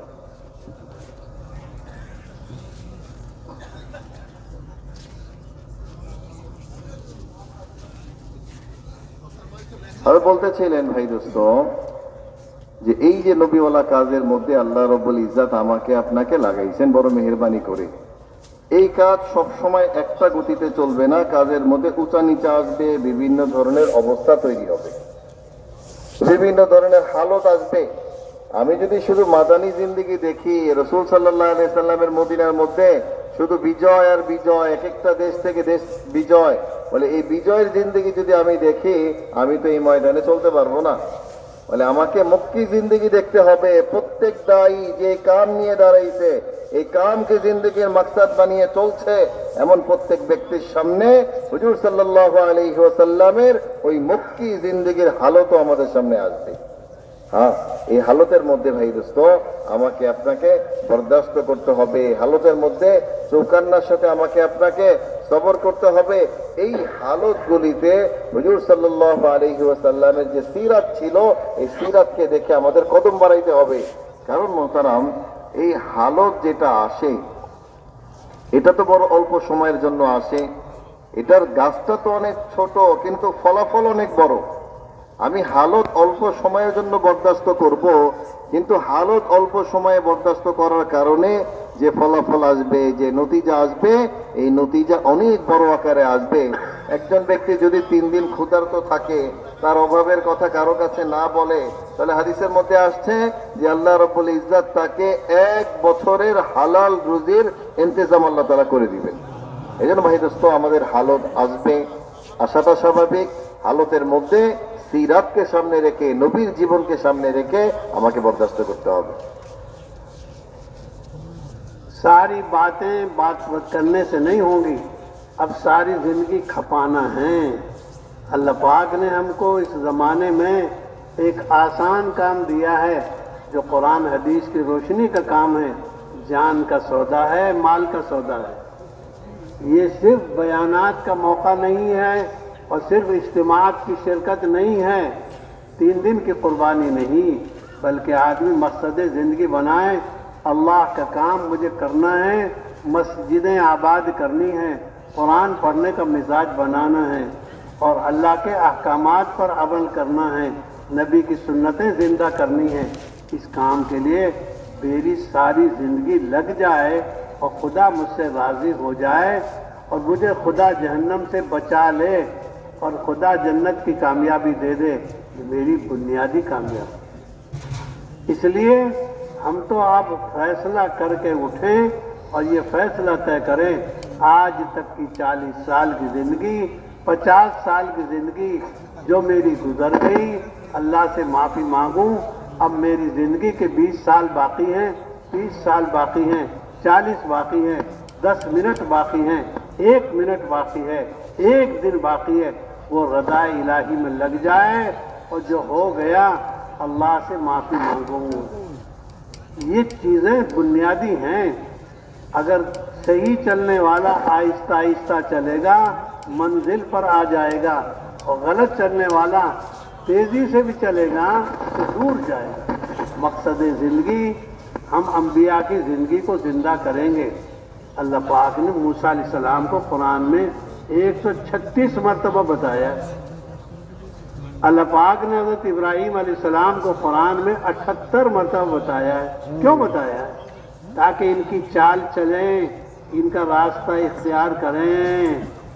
इसलिए हम तो अंबिया की ज़िंदगी और सय्यदुल अंबिया की ज़िंदगी। शरीयतें मनसूख हो जाती हैं लेकिन आदतें मनसूख नहीं होती, मिजाज मनसूख नहीं होते। इब्राहीमी मिजाज, मूसवी मिजाज, ईसवी मिजाज। शरीयतें मनसूख होती हैं लेकिन तबीयतें मनसूख नहीं होती। अंबिया अलैहिमुस्सलाम के 25 नाम, 27 नबियों के नाम जो कुरान ने बताए हैं, उनकी चाल चलने के लिए कहा गया। पढ़ के देखो सूरह मरियम, पढ़ के देखो सूरह हज, पढ़ के देखो सूरह अंबिया, पढ़ के देखो सूरह इब्राहीम, पढ़ के देखो सूरह यूसुफ। कैसे अखलाक होने चाहिए, जो ऐसे अखलाक हो जो कुएं में डालें, उनको शाही मेहमान खाने में बिठाओ। उन्हें मालूम था ये मेरे वो भाई हैं जिन्होंने मेरा कपड़ा उतारा था कुएं में डालने के वक्त, लेकिन शाही मेहमान खाने में ठहराया। दाई के अखलाक तो यूसुफ अलैहिस्सलाम जैसे हो। सूरह यूसुफ पढ़ ले, सूरह यूसुफ पढ़ने से दावत के सिफात आएंगे कि जो हमें सताएंगे हम उनके लिए जो है दुआएं करेंगे। जो हमें परेशान करेगी बीवी, हम उसको बर्दाश्त करेंगे। जो बेटा हमें परेशान करेगा हम उसको बर्दाश्त कर लेंगे। लूत अलैहिस्सलाम ने बीवी बर्दाश्त कर ली, नूह अलैहिस्सलाम ने माँ बेटों को बर्दाश्त कर लिया, इब्राहीम अलैहिस्सलाम ने बाप को बर्दाश्त कर लिया। इसलिए हम तो बर्दाश्त के आदमी हैं। यूसुफ अलैहिस्सलाम की सूरत को पढ़ा करें हम। जब सूरह यूसुफ पढ़ेंगे हमें समझ में आए कि दाई के अखलाक कैसे होते हैं। जिन्होंने कुएं में डाला बगैर कपड़े के, उनको शाही मेहमान खाने में ठहरा रहे हैं। वो नहीं जानते ये यूसुफ हैं, यूसुफ अलैहिस्सलाम जानते ये मेरे भाई हैं। हालांकि डाल कहा था, मुझे कुएं में डाल रहे हो, कुर्ता तो छोड़ दो, अगर मर जाऊंगा तो मेरा कफन बन जाएगा, और अगर जिंदा रहूंगा तो मेरा सतर छुप जाएगा। लेकिन बेरहम लोगों को रहम नहीं आया। खुदा ने मिस्र में ले जाकर इनको सबको दबाकर और झुकाकर दिखा दिया, ये है वो हमारे यूसुफ का ख्वाब। इसलिए मेरे बुजुर्गों, दावत के अंदर दबकर चलना है। दाना दबता है तो अंगूर बनता है। जो दरख्त का दाना दब जाएगा, जो बीज दब जाएगा, वही गुलजार बनेगा। हमें दबना है। आदमी सजदे में दब जाता है, खुदा के यहाँ वजन बढ़ जाता है। जी তবে বলেন মেরে ভাই দোস্ত আর আজিজও, আমরা যে বয়ানগুলি শুনছি, বয়ানগুলি করছি, দাওয়াতিল্লাহর মেহনত এই শোনার বলা পর্যন্ত না, বরং এটা আমাদের জিন্দগিতে ধারণ করতে হবে, আমাদের জিন্দগির মধ্যে বাস্তবায়ন করতে হবে। বলে এই কাজ মেরে ভাই দোস্ত আমার আপনার জিন্দগির মাকসাদ, হায়াতের মাকসাদ বানায় এই কাজ করতে হবে। এটা ফয়সালা করতে হবে যে আমি নবী সাল্লাল্লাহু আলাইহি ওয়াসাল্লাম ওয়ালা এই মুবারক মেহনত আমার জিন্দগির মাকসাদ বানাবো। আমার জীবন থেকে 40টা বছর চলে গেছে, আমার জীবন থেকে 50 বছর চলে গেছে, 60 বছর চলে গেছে। বলে হয়তো আমার জীবনের আর 10 বছর বাকি, 20 বছর বাকি, কারো বা 10 মিনিট জীবনের সময় বাকি আছে। মেরে ভাই দোস্ত, বলে এখন প্রত্যেকের জিম্মাদারি, অতীতে আমার যে ভুল হয়ে গেছে, এই ভুলের জন্য আল্লাহর কাছে তওবা করা, আল্লাহর কাছে ফিরে আসা, আল্লাহর কাছে নত হওয়া। আর জীবনের যে সময়টা বাকি আছে, এই সময়ের ব্যাপারে সিদ্ধান্ত নেওয়া যে আমার বাকি জীবন আল্লাহর সামনে আমার দাঁড়াইতে হবে, ওই আল্লাহর কাজের মধ্যে আমি আমার জীবন লাগাই দিব। ভাই দোস্ত আর আজিজও, বলে আমরা যদি এই কাজকে মাকসাদ বানাই, এই কাজকে নিয়ে চলি, ভাই দোস্ত বলে আমাদের আখিরাতে আল্লাহ পাকের যে ওয়াদা, ওই ওয়াদাগুলিকে আল্লাহ তাআলা পুরা করবেন। ওই ওয়াদাগুলি আল্লাহ তাআলা পুরা করবেন যখন আমরা আমাদের এই কাজ আমাদের জিন্দেগির মাকসাদ বানায় করব। এই জন্য আমাদের নবী জনাবে মুহাম্মদ রাসূলুল্লাহ সাল্লাল্লাহু আলাইহি ওয়াসাল্লাম, ওনার জিন্দেগি আমাদের সামনে। উনি যেভাবে এই কাজকে ওনার জীবনে করে গেছেন, ওই আদর্শকে জীবনে ধারণ করেই আমাকে আপনাকে চলতে হবে। এবং অন্যান্য আম্বিয়া আলাইহিমুস সালামের ব্যাপারেও আল্লাহ রব্বুল ইজ্জত যে ঘটনাগুলি ওনাদের বয়ান করেছেন, দেখেন ভাই দোস্ত, এই কাজের মধ্যে বলে আমার আপনার জন্য রাহবারি জরুরি। আল্লাহ পাক নবীদেরকে, হযরত মুসা আলাইহিস সালামকে আল্লাহ পাক 136 বার আল্লাহ খেতাব করেছে, লক্ষ্য করে বিভিন্ন আল্লাহ তাআলা হিদায়াত দিয়েছেন। ইব্রাহিম আলাইহিস সালামকে আল্লাহ রাব্বুল ইজ্জত 78 বার আল্লাহ তাআলা খেতাব করে লক্ষ্য করে বলেছেন যে ইব্রাহিম এইভাবে করো, এইভাবে করো। তো এই ময়দানের মধ্যে রাহবারি, আল্লাহর পক্ষ থেকে নির্দেশনা, এটা তো বহুত বড় জরুরি ভাই দোস্ত। দেখেন কোরআনে কারীম যখন নাজিল হয়েছে, অন্যান্য নবীদের কিতাব গ্রন্থগুলি মানসুখ রহিত হয়ে গেছে। ওই কিতাবের আহকামগুলি তো এই উম্মতের জন্য আর প্রযোজ্য না, কিন্তু অন্যান্য নবীদের আদর্শ, তাদের সিফাত, তাদের যে গুণগুলি ছিল, এই গুণগুলি কখনো রহিত হয় না, মানসুখ হয় না। এরা প্রত্যেক কিয়ামত পর্যন্ত আনেওয়ালা উম্মতের জন্য সবক। আল্লাহ তাআলা ইব্রাহিম আলাইহিস সালামের মধ্যে কি গুণ দিয়েছেন, আল্লাহ মুসা আলাইহিস সালামের মধ্যে কি গুণ দিয়েছেন, নবিয়ানা ইউসুফ আলাইহিস সালাম, উনাকে আল্লাহ তাআলা কি গুণগুলি দিয়েছেন। হ্যাঁ, উনাকে আল্লাহ তাআলা কি গুণগুলি দিয়েছেন। ভাই দোস্ত আজিজও, এই গুণগুলি ধারণ করা এটা প্রত্যেক দায়ীর জন্য জরুরি। আমরা যদি সূরা আম্বিয়া পড়ি, আমরা যদি সূরা মারইয়াম পড়ি, আমরা যদি সূরা ইউসুফ পড়ি, তাহলে দেখবো যে নবীদের গুণাবলী কি, নবীদের কি গুণগুলি আল্লাহ তাআলা বয়ান করেছেন। তো এই কোরআনের মধ্যে পূর্বেকার নবীদের এই গুণগুলি বয়ান করার মাকসাদ কি, যে এই উম্মত এই দাওয়াতের মেহনত করতে গেলে তাদের এই গুণগুলি দরকার, তারা নবীওয়ালা এই গুণগুলিকে নিয়ে চলবে। কখনো বিবিকে বরদাস্ত করতে হবে, বিবি কথা মানে না, তো আমাকে দেখতে হবে যে নূহ আলাইহিস সালাম কিভাবে বিবিকে, লূত আলাইহিস সালাম কিভাবে বিবিকে বরদাস্ত করে এই কাজ করেছে। এই কাজ করতে গিয়ে কখনো দেখবো যে আমার বেটা আমার ছেলে আমার কথা মানে না, আমি যেভাবে বলছি চলে না, তো আমি নূহ আলাইহিস সালামকে দেখব যে নূহ আলাইহিস সালাম কিভাবে তার বেটাকে বরদাস্ত করেই এই কাজকে চালিয়েছেন। এইভাবে কখনো আমার আপনজন, আমার ভাই ব্রাদারের পক্ষ থেকে হালত আসবে, আপন মানুষের পক্ষ থেকে হালত আসবে, যাদের পক্ষ থেকে হালত আসে, কষ্ট আসে, এই মানুষগুলিকে আপনায় নিতে হবে। এই সবক আল্লাহ তাআলা সূরা ইউসুফে আমাকে আপনাকে দিয়েছেন।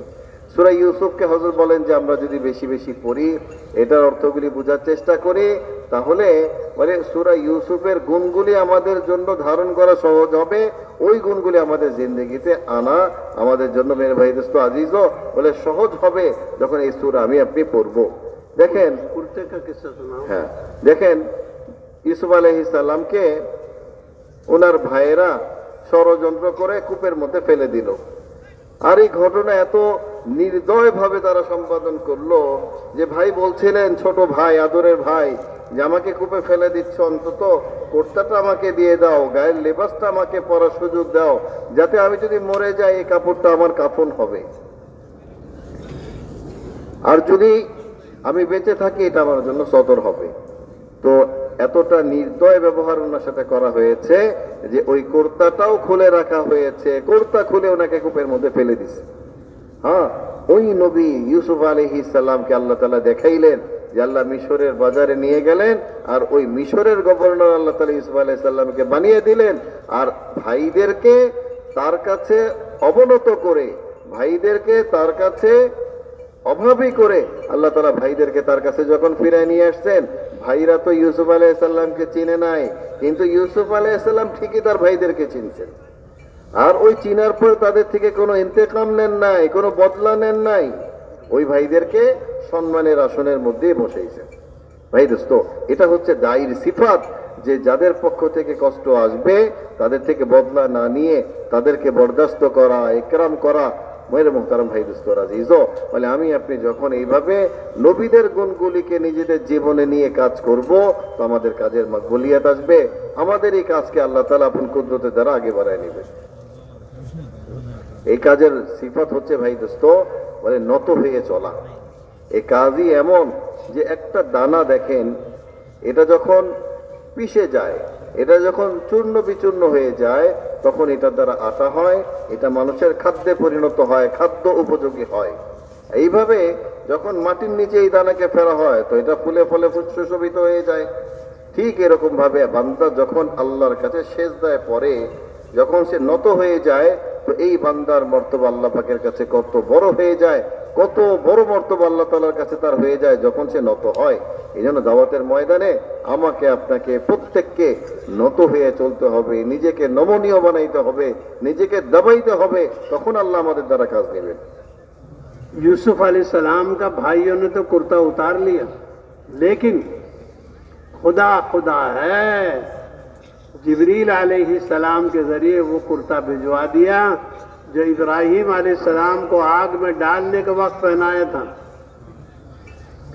इब्राहिम अलैहिस्सलाम को जो कुर्ता अल्लाह ने अपने खजाने से भेजा था, जिब्रील के जरिए वही कुर्ता भिजवा दिया, दो ये पड़पोते को पहुंचा दो। और फिर अल्लाह पाक ने इस कुर्ते में जिस्म के छुपाने की तासीर नहीं, यूसुफ अलैहिस्सलाम ने ये कुर्ता अपने अब्बा याकूब अलैहिस्सलाम के लिए लिखा, भेज दिया, जिसकी तासीर लिखी है कुरान में, फरसद बसीरा, क्योंकि इस कुर्ते को पहनते ही हजरत यूसुफ अलैहिस्सलाम की बीनाई वापस आ गई। सारे हालात आएंगे, सारी ऊंच नीच होगी, खुदा की मदद बरहक चीज है। इसलिए मेरे बुजुर्गों, हम तो काम करने में अपनी जो है नागवारियों को बर्दाश्त करेंगे, काम करने में ऊंच नीच को बर्दाश्त करेंगे, काम करने में सुन्नत नबवी को जिंदा करेंगे। हम तो नफ्स को दबाएंगे और सामने जो है खुदा का अम्र सामने रखेंगे। कुर्बानी जाया नहीं होती। यूसुफ अलैहिस्सलाम कुएं में डाले, अल्लाह ने तख्त की तख्त पर इज्जत की कुर्सी पर बिठा दिया। उन माँ बाप को और उन जो है भाइयों को दिखा दिया, जो कुर्बानी देता है वो जाया नहीं होता। इसलिए कुर्बानी तो कभी जाया नहीं होती। इब्राहिमी कुर्बानी खुदा को पसंद आ गई, सारी आसमानी किताबें इब्राहिम अलैहिस्सलाम के घर में। तौरात, इंजील, तौरात तो 70,000 नबियों ने पढ़ी है। कुर्बानी वाले घराने जाया नहीं होते, कुर्बानी जैसे जाया नहीं होती। इसलिए जो जान की माल की कुर्बानी देगा अल्लाह के काम में, अल्लाह उसकी नस्ल को बचा के रखेंगे। इसलिए मेरे बुजुर्गों, ये दावत का काम तो सिफात का है, ये दावत का काम तो इबादत का है, ये दावत का काम तो तौबा करने का है, ये दावत का काम तो माफ करने का है, ये दावत का काम तो अल्लाह के लिए। हजरत रसूल पाक ने मक्के की फतह हासिल करने के बाद दरवाजे दोनों पकड़े और यूं कहा, आज मैं वही कहता हूं जो मेरे भाई यूसुफ ने कहा था। तो इसलिए हम तो माफ करने का मिजाज बनाएं, घर वालों को, खानदान वालों को, कबीले वालों को, साथ वालों को माफ करने का मिजाज है हमारा। हजरत रसूल पाक ने ये फरमाया था, आज मैं वही कहता हूं जो मेरे भाई यूसुफ ने कहा। इस काम में माफी असल है, हर एक को माफ करना, हर एक को दरगुजर करना। ये इंतकामी काम नहीं है, ये तो दरगुजर का काम। हर एक को माफ करना, हर एक से माफी मांगना, अल्लाह की जनाब में ये माफी पसंद है। हजरत आयशा कहने लगी, या रसूल अल्लाह, मैं शब कदर में क्या मांगूं? फरमाया, यूं कहे, अल्लाहुम्मा इन्नका अफ़ुव्वुन करीम तुहिब्बुल अफ़्व फ़अफ़ु अन्नी। अल्लाह को तो माफी पसंद है, माफ करो सबको, माफ करो सबको, और अल्लाह के लिए करो काम। ये असल बुनियादी चीज है। असल है खुदा को माफी पसंद है, माफी मांगना। दावत के काम में मुझसे सुस्ती हुई, इबादत में सुस्ती हुई, तिलावत में सुस्ती हुई, भाई के हक अदा करने में सुस्ती हुई, अब मैं माफी मांगता हूं। मुझसे गुनाह हो गए, मैं माफी मांगता हूं। ये दूसरों के लिए नहीं है। हम यूं कहते हैं, ये देखा सुना, ये तेरे लिए मेरे लिए है। हर आदमी दूसरे पर टलाता है, कहां टलाएगा मौत को। बनु इसराइल में एक अजाब आने वाला था, भैंस पर भैंस बेच दी उसने। फिर वो अजाब आया ऊंट पर, तो ऊंट सस्ते में बेच दिया। फिर वो अजाब आया औलाद पर, गैब से आवाज आई, भैंस पर टलाया था हमने, नहीं माना तूने। अब टलाया था ऊंट पर, तो तू नहीं माना। औलाद पर आया, अब टला दे इसको। औलाद जब मरने लगी तो कह रहा, अब इसको बेच दे कहीं औलाद को। कहां तक बचेगा खुदा से? खुदा का मुकाबला किसी से नहीं होता। वहां तो माफी इलाज है बस, हर एक के लिए। मेरे भाई दोस्तों আজিজও, ইউসুফ আলাইহিস সালামের গায়ে থেকে তার ভাইয়েরা তো কাপড় ছিনায় নিল, কাপড় খুলে নিল, কিন্তু বলে আল্লাহ রব্বুল ইজ্জাত, যিনি রব, যিনি বানানেওয়ালা, ওই আল্লাহ ওই কূপে ফেলানোর সাথে সাথে জিবরিল আলাইহিস সালামকে ইউসুফ আলাইহিস সালামের জন্য ওই পোশাক দিয়ে পাঠাইলেন, যেই পোশাককে তার পূর্ব পিতা ইব্রাহিম আলাইহিস সালামকে আগুনে ফেলার সময় যে পোশাক পরাইছিলেন, এই পোশাকটাকে দিয়ে ইউসুফ আলাইহিস সালামের কাছে আল্লাহ তাআলা জিবরিল আলাইহিস সালামকে পাঠিয়ে দিলেন। মেরে ভাই দোস্তো আজিজও, বলে এই কাজ তো বলে মাইনা নেওয়ার কাজ, এই কাজ তো নিজেকে সবর করানোর কাজ, এই কাজ তো মেরে ভাই দোস্তো আজিজ নত হওয়ার কাজ। ইউসুফ আলাইহিস সালাম যখন নত হইলেন, কূপের মধ্যে পড়ে গেলেন, আল্লাহ তাআলা এই নবী ইউসুফ আলাইহিস সালামকে ওই মিশরের গভর্নর বানাইলেন, আর তার মাতা পিতা তার ভাই সবাইকে তার কাছে নত করে ওই মিশরের মধ্যে নিয়ে গেলেন। এইভাবে ভাই দোস্ত আমার আপনার জিন্দগিতে এই দাওয়াতের মেহনত আমি আপনি যদি করি, দাওয়াতের মেহনতকে যখন আমি আপনি নিয়ে চলি, ভাই দোস্ত আমার আপনার জীবনেও হালতগুলি আসবে। আর এই হালতগুলি কখনো কখনো আপন মানুষের কাছ থেকেই আসবে। এই হালতগুলির অন্যের কাছে বলে আমার লাভ কি? এই হালতের মধ্যে আমাকে তো বরদাস্ত করে চলতে হবে। এটাই হচ্ছে এই হালতের আমার জন্য পরীক্ষা। ভাই দোস্ত, বলে আমাকে নিজেকে ইবাদতের মধ্যে, সিফাতের মধ্যে, রোনাজারির মধ্যে, তেলাওয়াত জিকিরের মধ্যে নিজেকে অভ্যস্ত বানাইতে হবে। এই হালতগুলি যত আসবে, এই হালতের মধ্যে তত বেশি আম্বিয়া আলাইহিমুস সালাম যেই সিফাত নিয়ে তারা চলেছেন, ওই সিফাতগুলিকে নিজের মধ্যে ফিট করতে হবে, ধারণ করতে হবে। নবীদের সিফাত ছিল মাফ করে দেওয়া, নবীদের সিফাত ছিল মাফ করে দেওয়া। ইউসুফ আলাইহিস সালাম ওনার ভাইদেরকে যখন আসলেন, ভাইদেরকে মাফ করে দিয়েছেন। বলে এই মাফ করা হচ্ছে নবীওয়ালা কাজের মেজাজ। ইন্তেকাম নেওয়া, বদলা নেওয়া, প্রতিশোধ নেওয়া, এটা নবীওয়ালা কাজ যারা করে তাদের সাথে বলে এটা কোনোদিনও মুনাসিব হবে না যে তারা ইন্তেকাম, বদলা নেওয়ার জজবা রাখবে। তারা মাফ করবে, সে যেই হোক তার জন্য সে ক্ষমা চাবে। আল্লাহ পাক এই মাফিকে পছন্দ করেন। আয়েশা রাদিয়াল্লাহু আনহা উনি নবী সাল্লাল্লাহু আলাইহি সাল্লামকে বললেন শবে কদরের মধ্যে যে ইয়া রাসূলুল্লাহ, এই রাতে আমি কি দোয়া করব? বলে এই দোয়া করো, আল্লাহুম্মা ইন্নাকা আফুউন কারীম তুহিব্বুল আফওয়া ফাআফু আন্না। আয় আল্লাহ, আপনি ক্ষমাশীল, আপনি ক্ষমা করাকে পছন্দ করেন, ক্ষমাই আপনার ভূষণ, আপনি আমাকে মাফ করে দেন।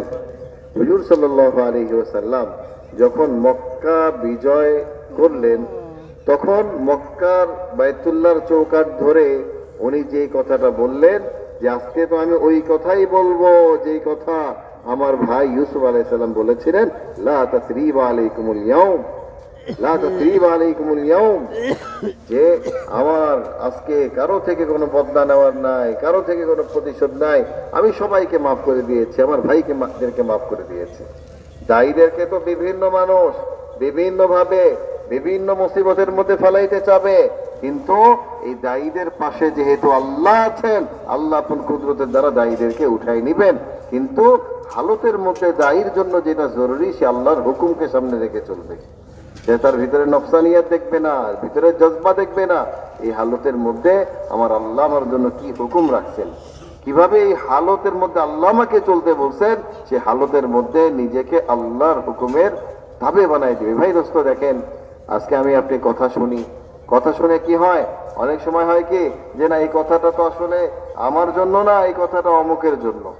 নিজেকে বাঁচায় রাখতে চাই যে না এটা আমার জন্য না, আমি তো ভালো আছি, এই কথা আমার জন্য না, এটা অমুকের জন্য। ভাই দোস্ত, না, প্রত্যেকটা কথাকে নিজের উপর নিতে হবে যে কথাটা আমার জন্য। ভাই দোস্ত, কতদূর পর্যন্ত নিজেদেরকে বাঁচাবো, কতদূর পর্যন্ত নিজেদেরকে বাঁচায় চলবো?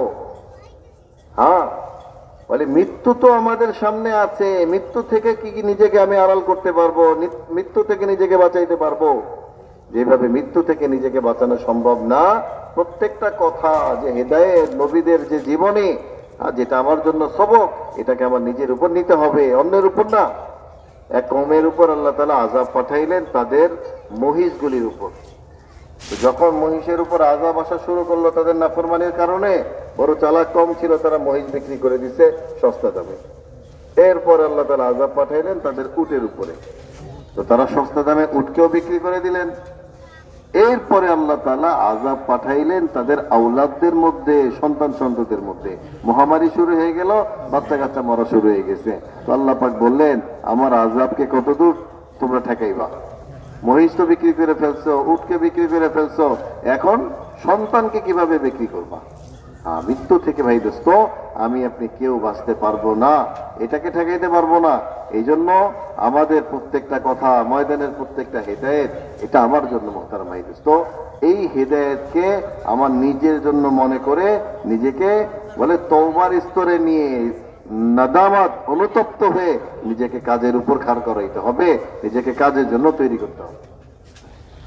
अब 4-4 महीने हर साल लगाने का मिजाज बनाना, 2-2 महीने मरकज के तकाजों के लिए, हमारी तो सारी जिंदगी इसके लिए है।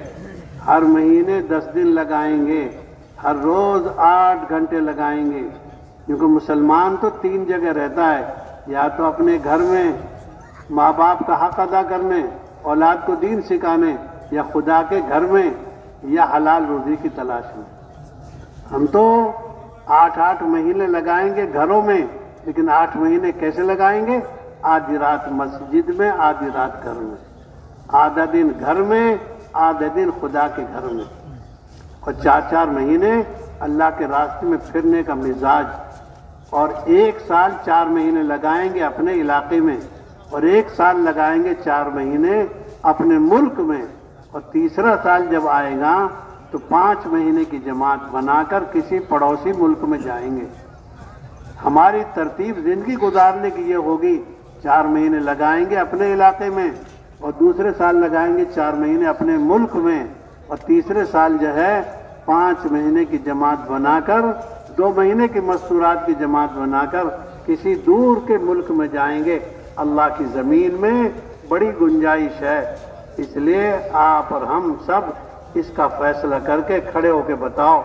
4-4 महीने की नकद जमातें, 5 महीने की नकद जमातें, 2-2 महीने की नकद जमातें, हिम्मत करके बताओ। अल्लाह ने मौका दिया है, मौके से फायदा उठाओ। मेरे भाई दोस्तों और अजीजों, আর বলেন যে আল্লাহ রব্বুল ইজ্জত আমাদেরকে বহুত বড় এক মৌকা দিয়েছেন। এই ইস্তেমার মাঠে আমাদের দিলগুলিকে নরম করে আল্লাহ আমাদেরকে কবুল করবেন, এই জন্য ময়দানে নিয়ে আসছেন। এই মৌকাটাকে আমাদের কাজে লাগাইতে হবে। এই মৌকাটাকে, এই যে দীর্ঘ সময় হযরত নবীদের কথাগুলি শোনাইলেন, দীর্ঘ সময় উনি নবীদের জিন্দেগি আপনাদের সামনে বয়ান করে শোনাইলেন। ভাই দোস্ত, এটা কি যে আমার জন্য চূড়ান্ত সবক, আমার জিন্দেগির চূড়ান্ত নতিজা কি হইতে যাচ্ছে, বলে এটা থেকে ইবরত সবক আমাকে এখনই নিতে হবে, ময়দানে ফয়সালা করতে হবে। এই জন্য ভাই দোস্ত বলে আমি আপনি সবাই প্রত্যেককে এই মৌকাটাকে আখিরি মৌকা মনে করে কাজে লাগাইতে হবে। এই জন্য বলেন যে আমরা 4 মাসের আদত বানাই, বছরে 4 মাস চলতে হবে, এটার অভ্যাস আমরা গড়ে তুলি। 4 মাস আমরা আল্লাহ পাকের রাস্তায় লাগাবো আর 2 মাস আমরা মার্কাজকে দিব। এটার মধ্যে আমরা অভ্যস্ত হই, এই তরতিবের মধ্যে আমরা নিজেদেরকে ঢালি। মানে বলেন মোহতারাম ভাই দোস্ত রাজিজো, এক হচ্ছে 4 মাস আমি আল্লাহ পাকের রাস্তায় দিব, 8 মাস কিভাবে কাটাবো এটারও তরতিব, যে আমি অর্ধেক রাত আমি ঘরে, অর্ধেক রাত মসজিদে, অর্ধেক দিন আমি কামাই রুজির মধ্যে, অর্ধেক দিন আমি মসজিদে। এইভাবে আমার জিন্দেগিকে আমি সাজাই। মুমিনের জিন্দেগি হয়তো ঘরে থাকবে বাবা মা বাল বাচ্চার খেদমতে, আর না হয় সে আল্লাহর ঘরে থাকবে, আর না হয় সে হালাল রুজি অন্বেষণের মধ্যে থাকবে। এই 3টা জায়গার মধ্যে মুমিনের জিন্দেগি ব্যবহার হইতে পারে। মেরে ভাই দোস্ত, এই জন্য আমরা রোজানা 8 ঘন্টা সময় লাগাবো, প্রত্যেক মাসে 10 দিন সময় লাগাবো, এবং প্রত্যেক বছর 4 মাস। কিভাবে? এক বছর আমার বলে নিজের এরিয়ার মধ্যে, নিজের এলাকার মধ্যে আমি 4 মাস সময় লাগাবো। আরেক বছর আমি আমার মুলকের তাকাজার মধ্যে, আমার দেশের তাকাজার মধ্যে, মার্কাজ যেভাবে আমাকে ইস্তেমাল করেন, আমি দেশের তাকাজার মধ্যে 4 মাস সময় লাগাবো। আর তৃতীয় 4 মাস, তৃতীয় বছরে যে কখনো মাস্তুরাত সহ 2 মাস, কখনো 4 মাস আমরা বাহিরের মুলুকে সফরে, সারা দুনিয়ার তাকাজা নিয়ে সারা দুনিয়ার মধ্যে সফর করব। মোহতারাম ভাই দোস্ত, এইভাবে যদি আমরা আমাদের জিন্দেগির তারকিব বানাই, ভাই দোস্ত, লাখো মানুষের হৃদায়তের জরিয়া আল্লাহ আমাদেরকে বানাইবেন। আর এই বানানোর জন্যই আল্লাহ তাআলা আমাদেরকে ইস্তেমার ময়দানের মধ্যে নিয়ে আসছেন। আজকে আমি আপনি যদি অনেক সময় মনে করি যে আমার দ্বারা হবে না, না, আমার দ্বারা হবে যদি আমি নিজেকে মনে করি যে আল্লাহ আমার দ্বারা করাইবেন, আল্লাহর দ্বারা এটা সম্ভব।